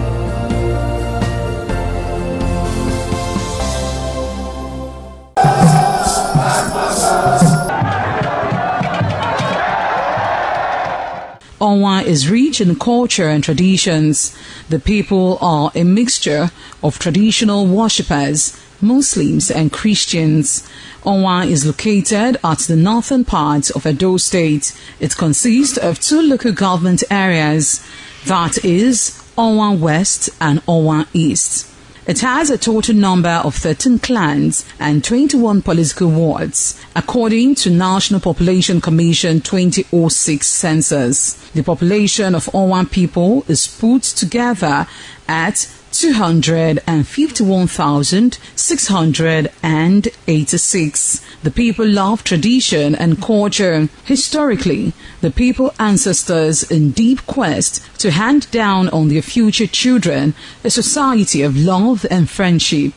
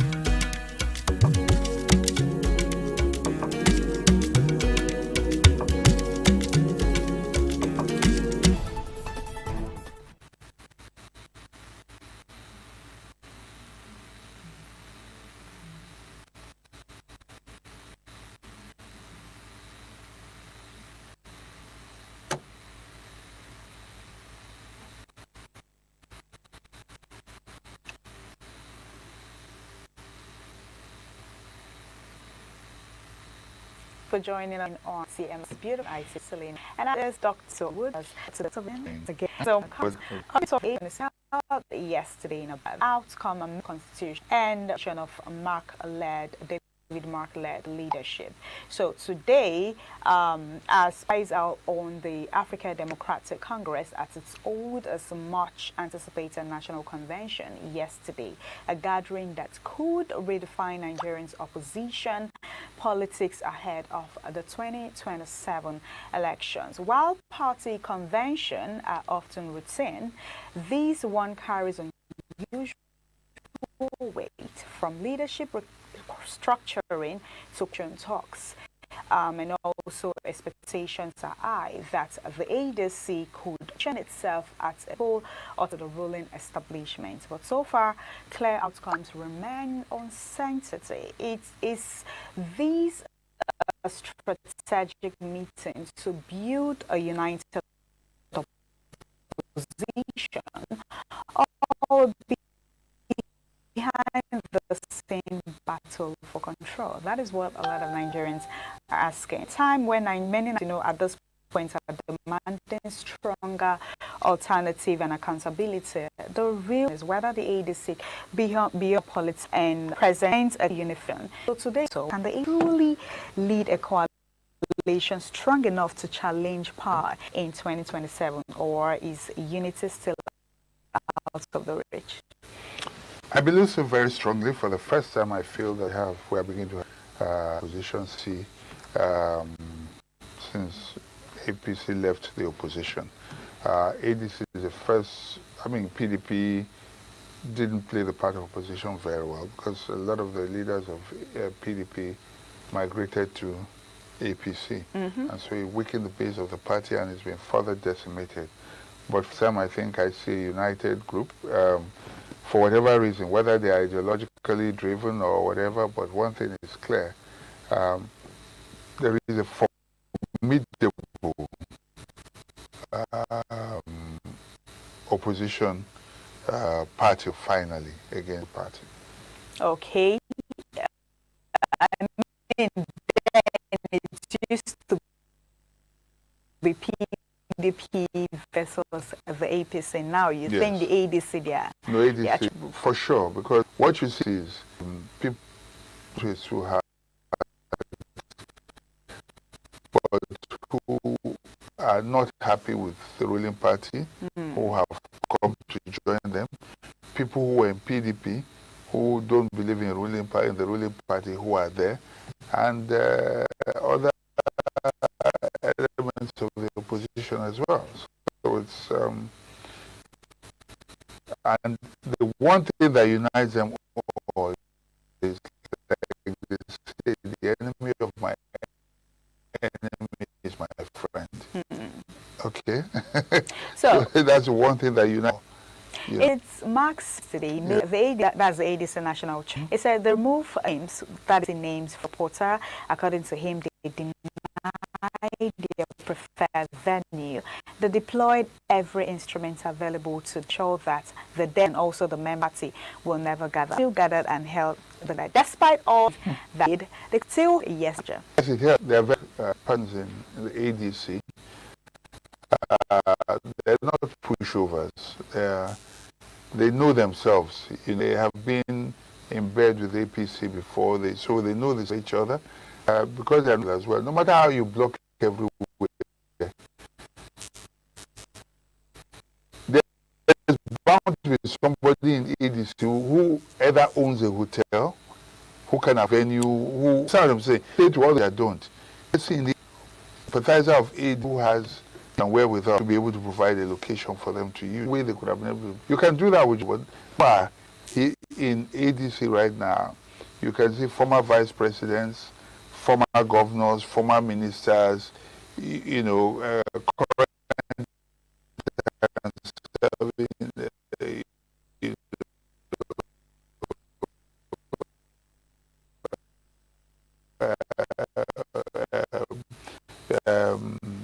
if you like, senators and as well. So it's quite true. There's no way of them. They are matching themselves. They are almost equally matched.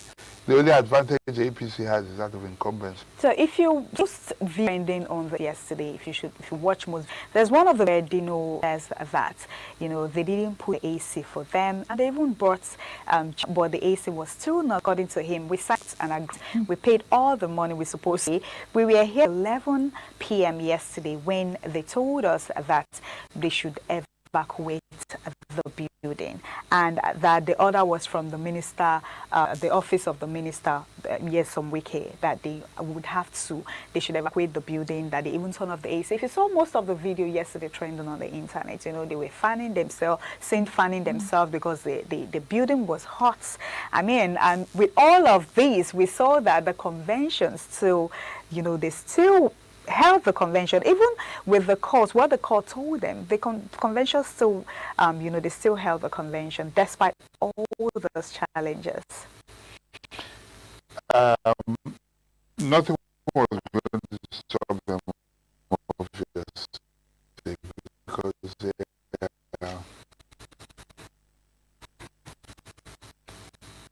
like I said, they are quite determined. And we closely would have tried this. They use all sorts of tactics. You either arm trees, threatening, and I've seen cases, you know. I'll give you a small example. Remember, I ran for office before. I was a former presidential candidate, and I paid dearly afterwards. The reason is that what they do is, those who are doing business, you are then automatically labeled a person, a PEP. Person of what you call it, a politically exposed person. And so any your business, not even your personal account, when a company does business with you, people in the government will say, so you are financing my enemy against me. That's how petty. So you are financing my enemy against me. Your normal business that you run, not yourself. It's not the money. They're not giving you money. What on a good day, business that you run.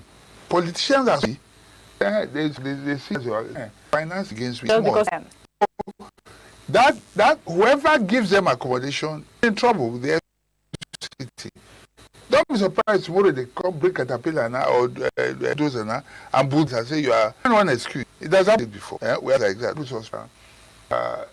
in bed or sympathy or what you allow to be used by people that say, and then they, because of that alone, come and destroy your building. Find an excuse. Suddenly that's where a road must pass. Okay, so. They will fight, you know, with government. Whatever, just need to give them to hand. That's it. Nothing you can doing see the opposition. People have left. So if you ask right now, PDP was there the last time because I think we ran on that ticket. You understand what I'm saying? Unfortunately, it's like it's people that are driving parties rather than parties producing people, rather than parties being strong. What you have is strong personalities. You know? So, Dr. Victor, how critical is this convention to shaping the 2027 election? It is very critical because ADC could have been cowed and they would have given up, but they've decided to dare. You know what I mean? The ruling party and say, going ahead, do what you can. So, and forcing them. Look at what happened. Kept quiet. Had succeeded, you know, but they now, and then the other thing else when they say this revalidation of, if they kept quiet, that thing. Did you see the crowd that pulled out yesterday? I mean, the government has every afraid. I'm talking about the party. They have every reason to be afraid. This, look, any form of opposition. It's like you wake up in the morning, you go out, and normally a chicken that is always afraid of you, or let's say lizard, starts coming towards you. you and it starts coming towards you, you try to throw stones, it starts running towards you. If I know it's like you don't know if it's at night. If it's gives you don't know.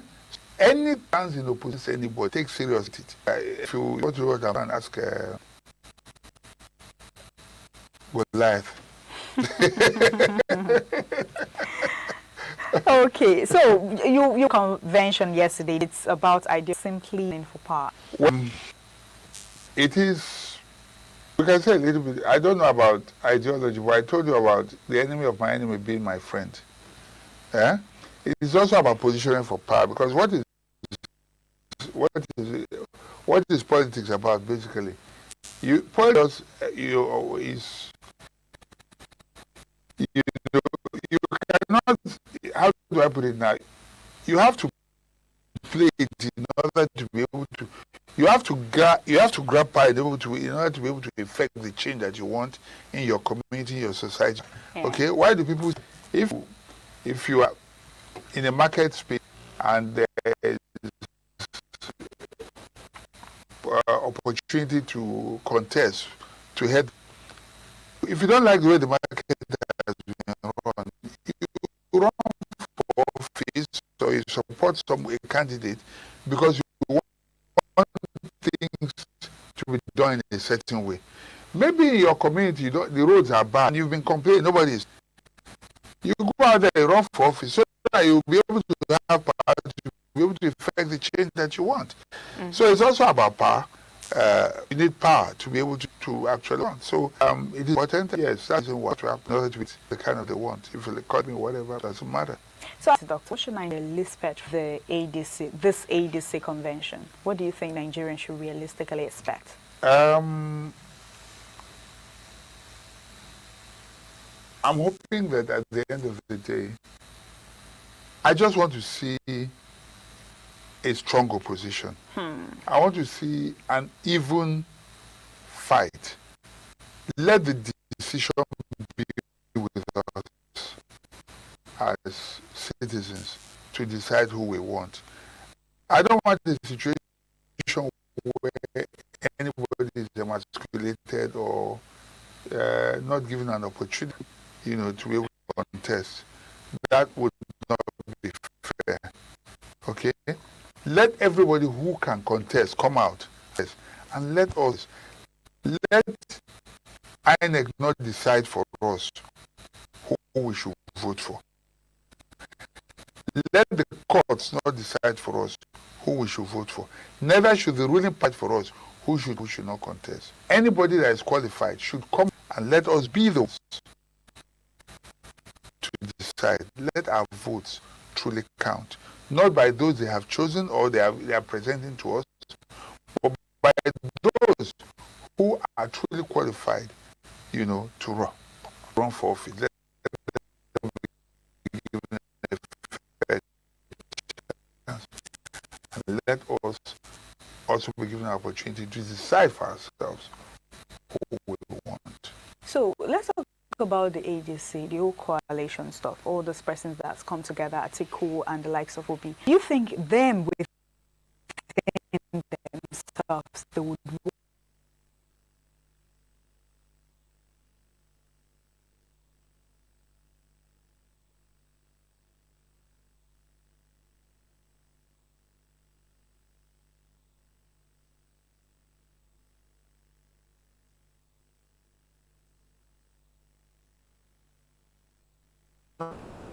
who is contesting and he wouldn't want to step down? And Obi has said that, I am not going to be a vice president or anybody. Is it either presidency or nothing?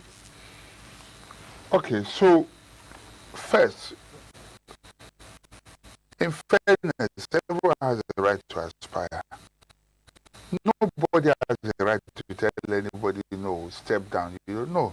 And in any case, the idea is this: look, we only have one life to live. Mm-hmm. And like I said, people talk about reincarnation. I say, if you say you're reincarnated, go back to the house where you used to stay before, knock on the door and see whether they will welcome you. Do you understand what I'm saying?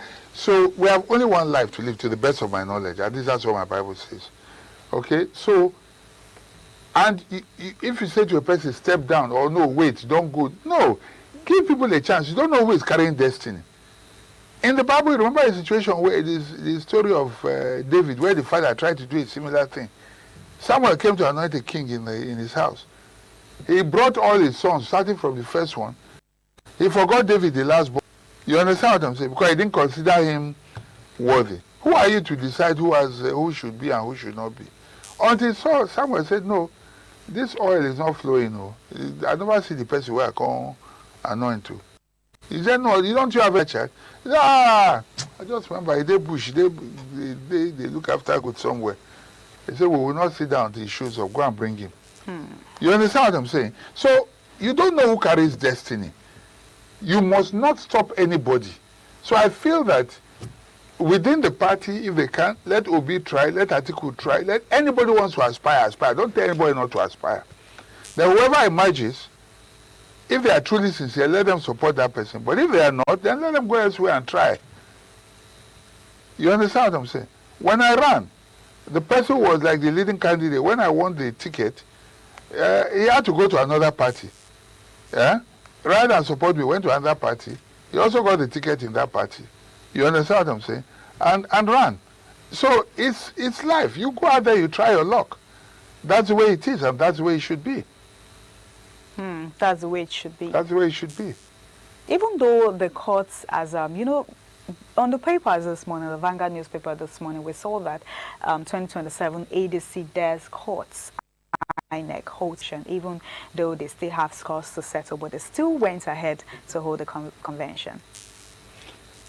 See, I've said it, the courts must not determine who runs for us. You understand? The courts have, it's now, that's why I say, okay, go to court. So when a man tells you go to court, check very well. Either his brother, his relative, his uncle or so is a judge.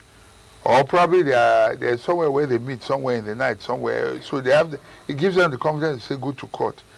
Why must it be the courts? At the end of the day, it should be our votes that should count. Okay?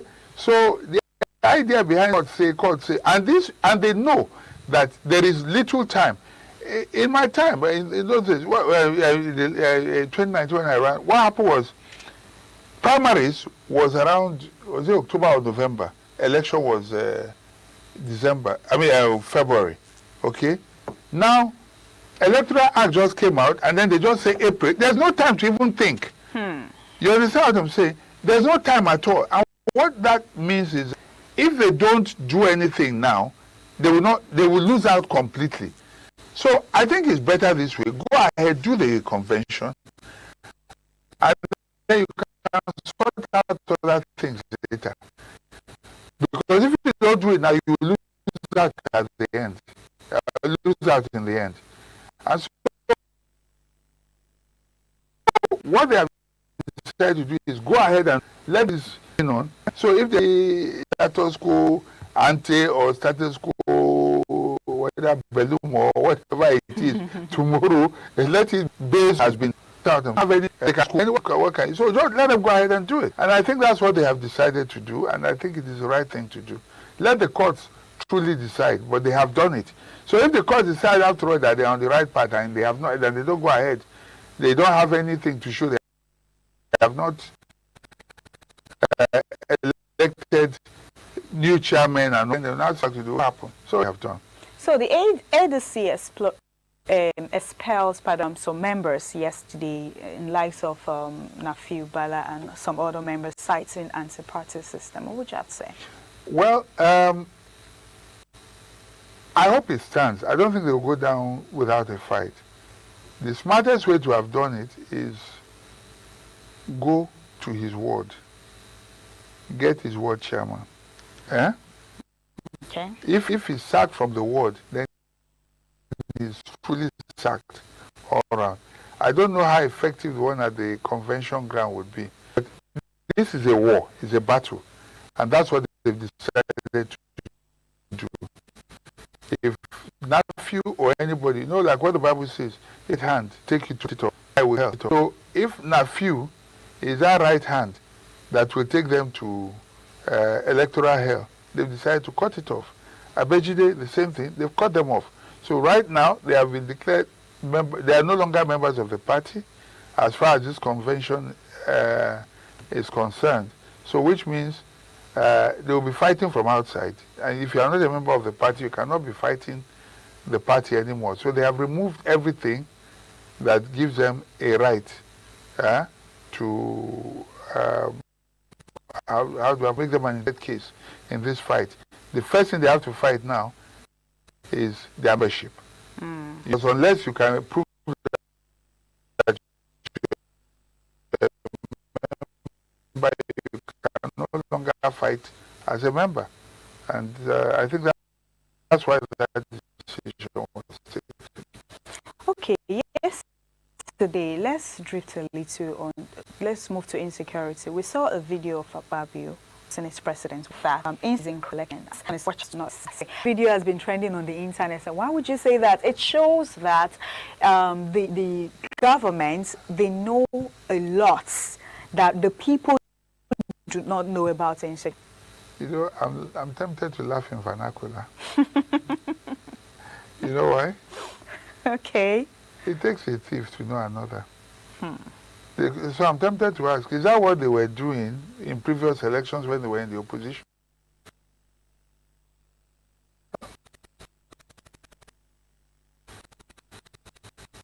I don't know if you get what I'm trying to say.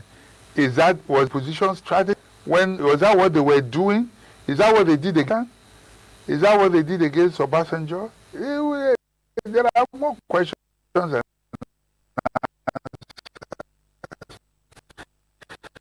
so maybe that is strategy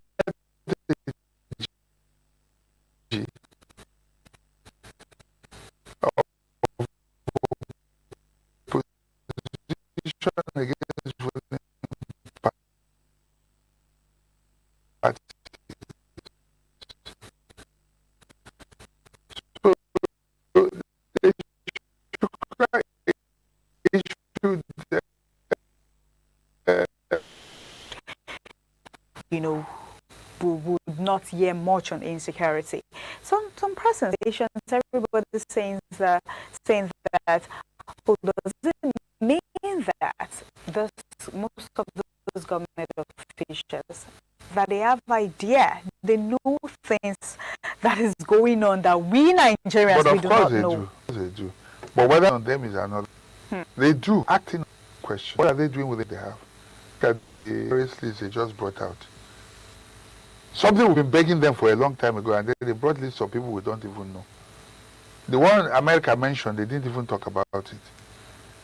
But that's not even the issue. And then, if you check again, they brought out this list, and then they now quickly added some IPOB names on top, just to make it look like this. The government is not serious about tackling security. The day they are serious, insecurity will end. Just the other day, 15 people died in Haiti. They declared 3 days of mourning. Nearly 10 army officers died in the past.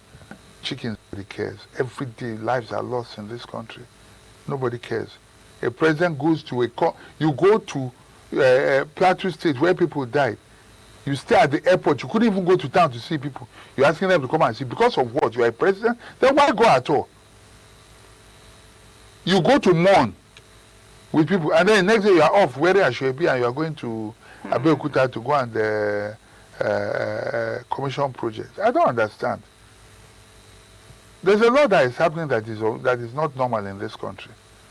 Okay, back to our conversation for the day. ADC declares SAF unstoppable force, says APC INEC undermining democracy. Do you see ADC changing things? I mean, a lot of angry insecurity spoke about the insecurity situation, and they do not want the president.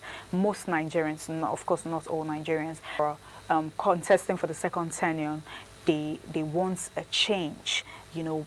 Okay, let's try something else. Let's try another party, and their focus now is on the ADC. According to you, it's looking like it's one of the strong opposition parties. So, do you see ADC doing anything different when they are being given a chance for the forthcoming 2027 election? Okay, the big question is, who is ADC, who is APC? Okay. The only difference between them is P and D. Okay? ADC people. Some from P to A. Then some from APC have joined ADC. And maybe a few from ADC have joined APC. So, these are just platforms. It's the same human beings you see in all these parties. The same set of human beings.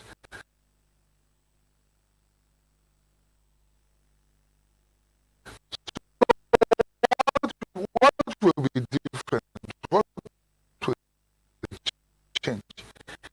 If this is driven by ideology, then you might say, okay, fine. What is down? So what they will do differently. Neither is APC telling us or what they are going to do even differently from what they're doing now. So it's the same set of people. So you might find disgruntled people who don't have a chance in APC, in ADC. Okay? People like Amechi were in ADC, in APC. Yeah. Erufai was there. But a lot of them. So what is the difference? Was Atiku not also in APC? Of course he was.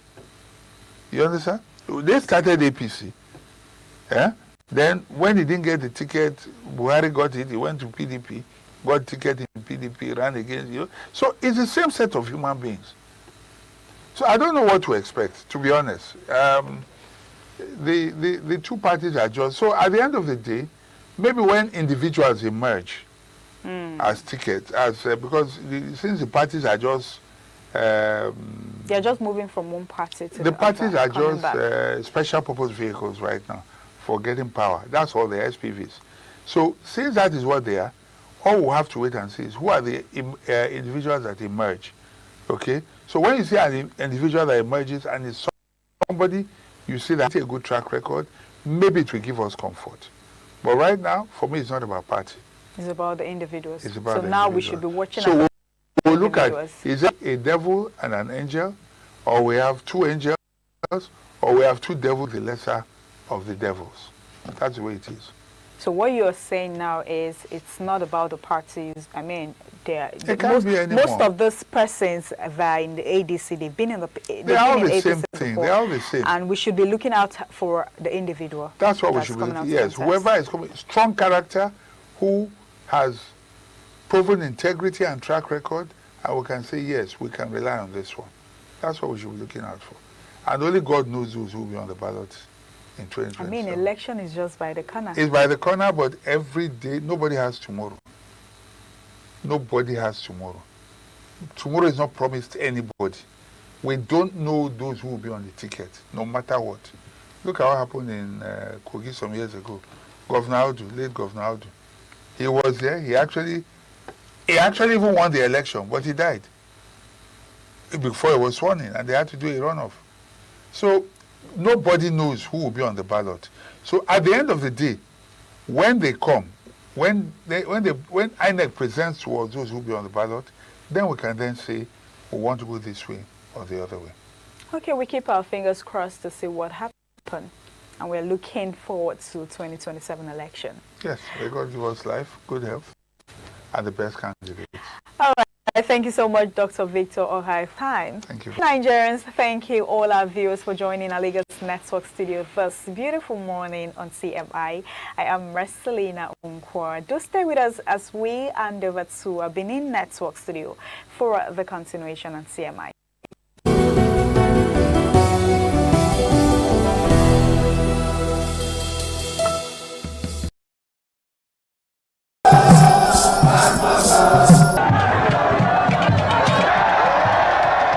The land of Owa is inhabited by the people with common ancestry, language, religion, economic and socio-political ties. However, irrespective of their subtitle differences in language and culture, they share common traditions. The people are known for their hospitality. Owa traced their origin to Benin Kingdom as a result for a man to find a comfortable place for living. The name Owa was derived from the largest and longest river in the area, which is known as Onwian or Onwa. It means one who makes merry in affluence.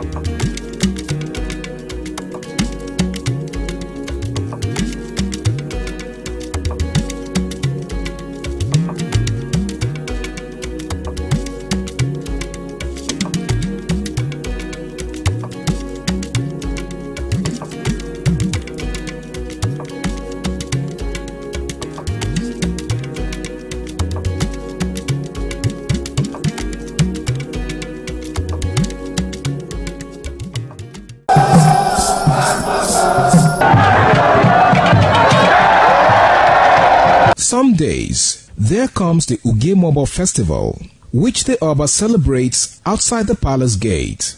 A pavilion is built of red cloth where rites are performed to drive away all evil spirits still unsatisfied by the year's sacrifices.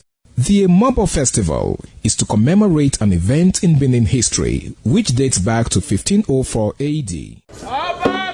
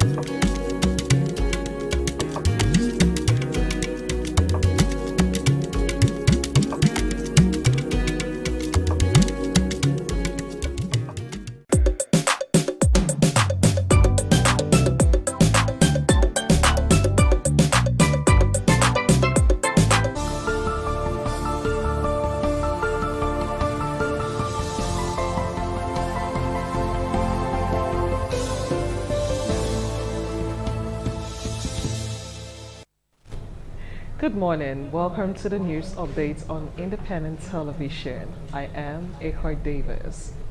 Elders of Obadan community in Nwunde local government area Edo State, led by the Odionwe Pa Moses Omagbon, have commended efforts of His Royal Majesty Eware II, Oba of Benin, for efforts of ensuring peace in the various communities. The elders during a briefing in Obadan community said the palace of the Benin monarch is yet to pass judgment in the lingering disputes between Okpara and Ugbekan quarters. Ikwanwosa Ugiagbe has details. The gathering by elders of the various quarters in Obadan community is to clarify the position of the Oba Palace Conflict Resolution Committee headed by the Obazelu of Benin, Chief Osaro Ida, on the lingering boundary dispute between Okpara and Ugbekan quarters of Obadan. Briefing newsmen, the Odionwe of Obadan, Pa Moses Omagbon, commended Oba Eware II for his fatherly role and frowned at the misrepresentation of the advice given by the Conflict Resolution Committee by Ugbekan quarters who are celebrating victory. He appealed to all sons and daughters of Obadan community to be law-abiding and remain calm pending the judgment by the palace. The advice the palace gave us was that the streets, that they should go home and maintain peace, and they should go and maintain their ancestral land where they are farming. They should go there and maintain it so that peace to reign. He never said that this is guilty or this is Not guilty. Representatives of some quarters in Obadan community comment.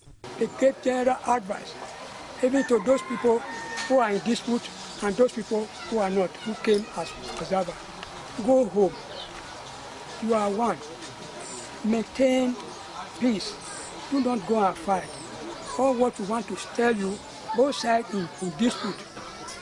Wherever you have been farming, maintain your farmland.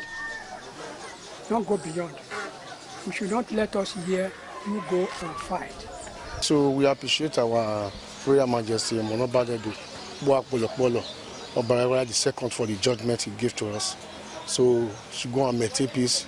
The individuals should maintain their own ancestral farmland. We are here to confirm the judgment. So we are happy about it. Ikmomusa Ugiagbe, ITV News.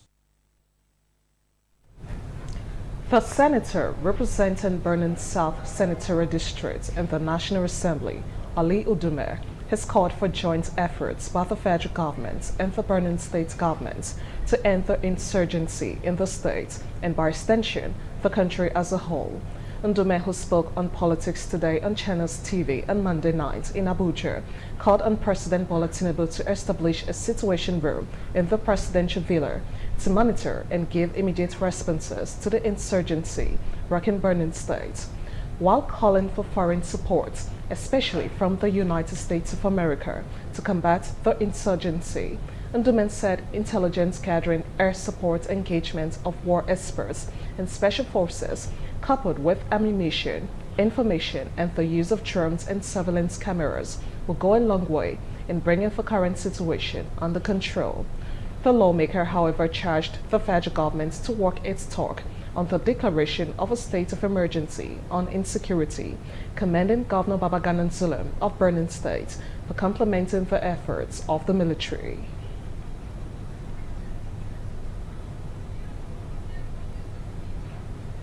The arrest of some serving and dismissed police officers of the Edo State Police Command, alongside civilians involved in a coordinated criminal syndicate responsible for serious crimes including abduction and extortion, has been commended by residents. They say the latest action by the police has brought a sense of relief and renewed confidence, while also calling for sustained efforts to tackle illegal activities. Jalade Ojo reports. 10 suspects, including 5 serving police officers, 1 dismissed officer, 2 bus drivers, and a POS operator, were apprehended following several complaints from members of the public alleging harassment and extortion by police officers. According to the command's public relations officer, ASP Eno Ekoedem, the suspects allegedly operated along the Tebuga axis of Aduawa, where they unlawfully stopped unsuspecting citizens, forcefully conveyed them across various locations within Benin City, and compelled them to withdraw money through point of sales operators, POS, under duress. The Commissioner of Police, CP Monday Agbonika, FDC, launched an investigation into these complaints, and subsequently, through several painstaking surveillance, some officers and some civilians were all arrested in connection to these extortion cases. And we are still on serious manhunts for the rest of this syndicate, and all of them will be arraigned in court to face the full weight of the law. Reacting to the development, some residents commended the move by the command, saying that the issue of extortion and harassment by uniformed personnel is long overdue for decisive action. This is a welcome development, and I know that this one is going to serve as deterrence to the other policemen. It should try and look into other areas, because we still have so many bad eggs among the Nigerian police force in Edo State specifically. It's a very welcome development, because what we owe the police is to applaud them and encourage them for what they are doing well. And when they do bad, we also criticize them and draw their attention to it. All Nigerians should obey the Constitution. People should be bold enough to resist oppression. The State Police Command urged victims who may have encountered or fallen prey to the syndicate to come forward with useful information to aid further investigation and prosecution. From Benin, Jola Adeojo, ITV News. This is where we'll call it a wrap on the news update on Independent Television. Thank you so much for watching. I am Ehud Davis. Good morning.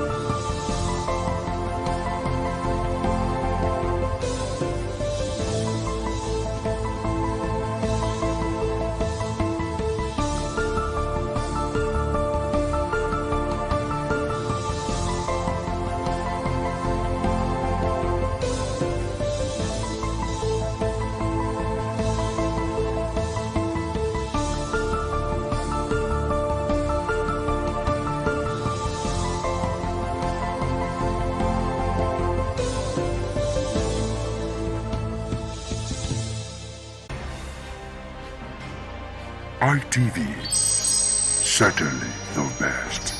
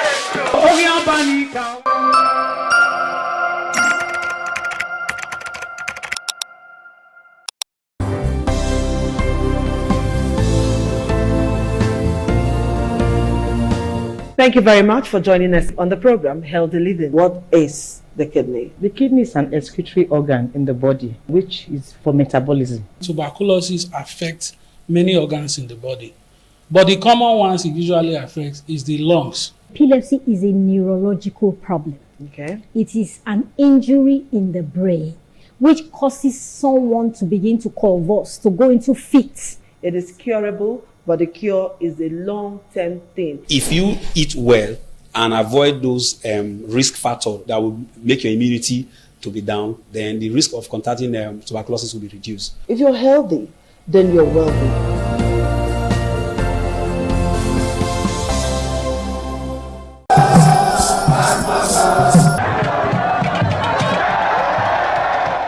The Ugewe is the final ceremony of the series of festivals.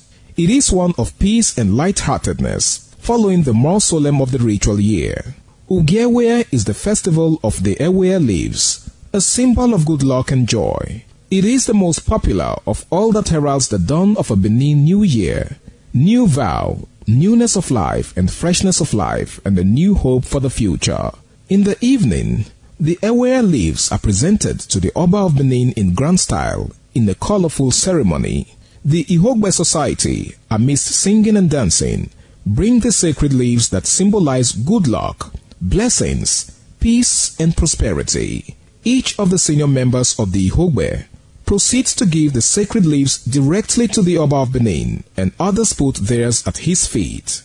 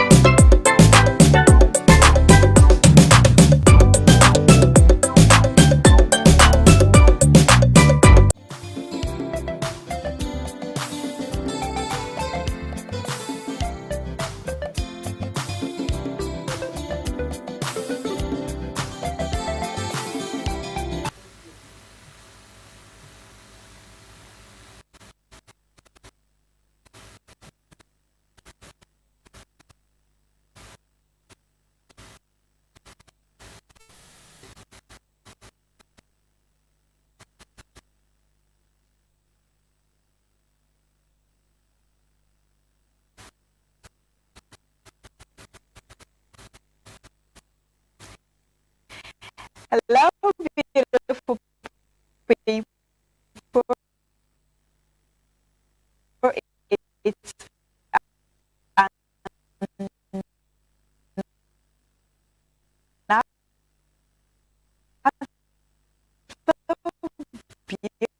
beautiful Wednesday morning.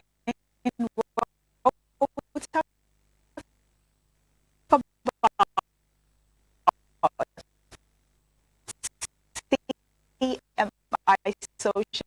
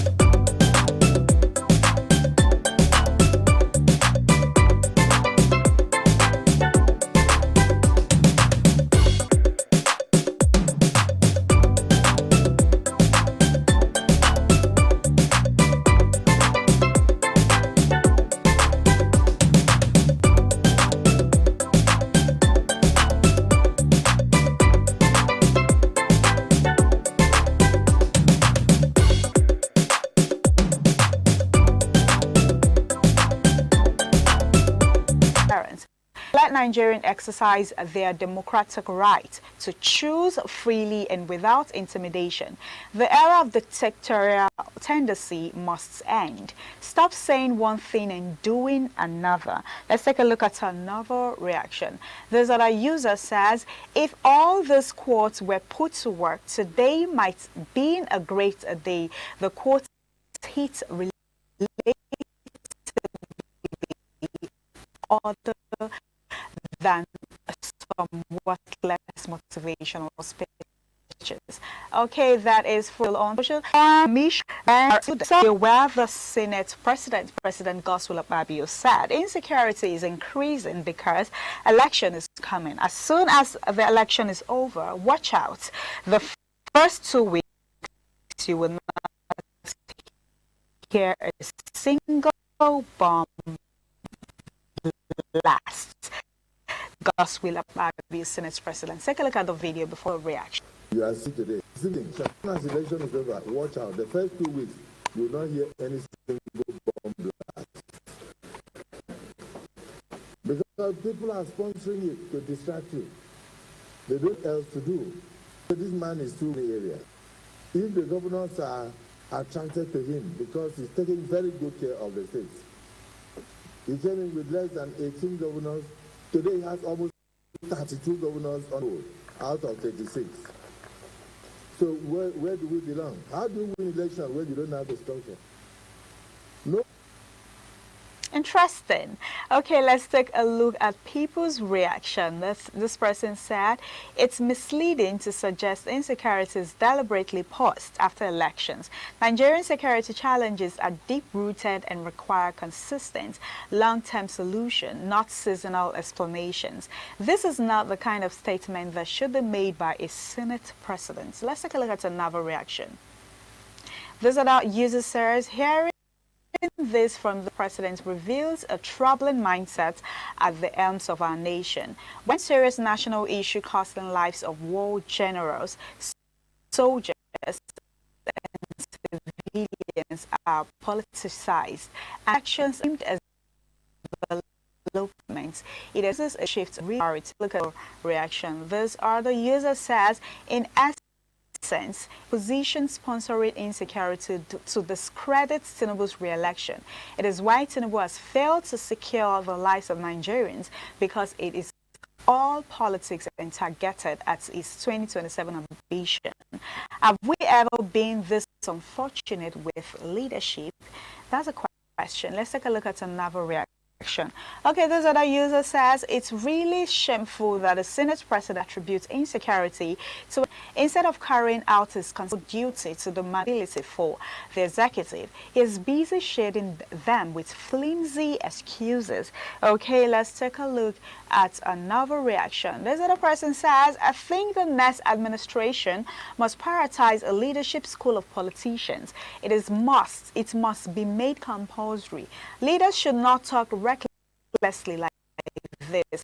It is not one of the politicians.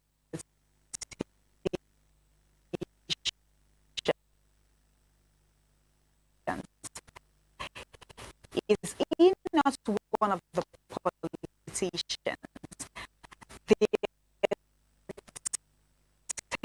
telling you that they are the ones killing you for their own selfish gain. Interesting. This other user, Joseph, says, since security is on the rise, the government should also their gain at levers. Saying it will end after the election is like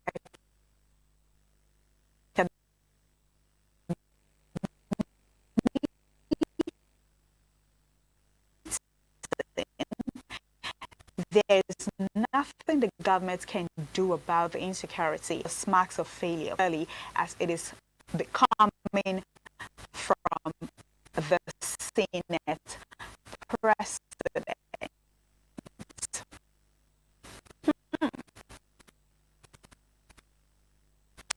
Interesting.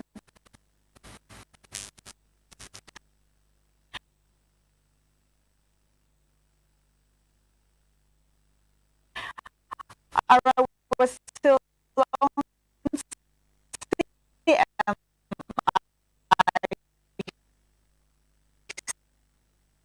So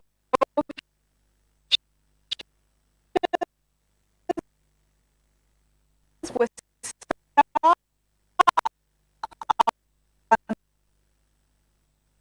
another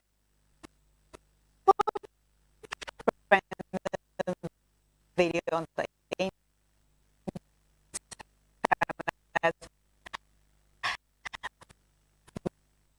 We saw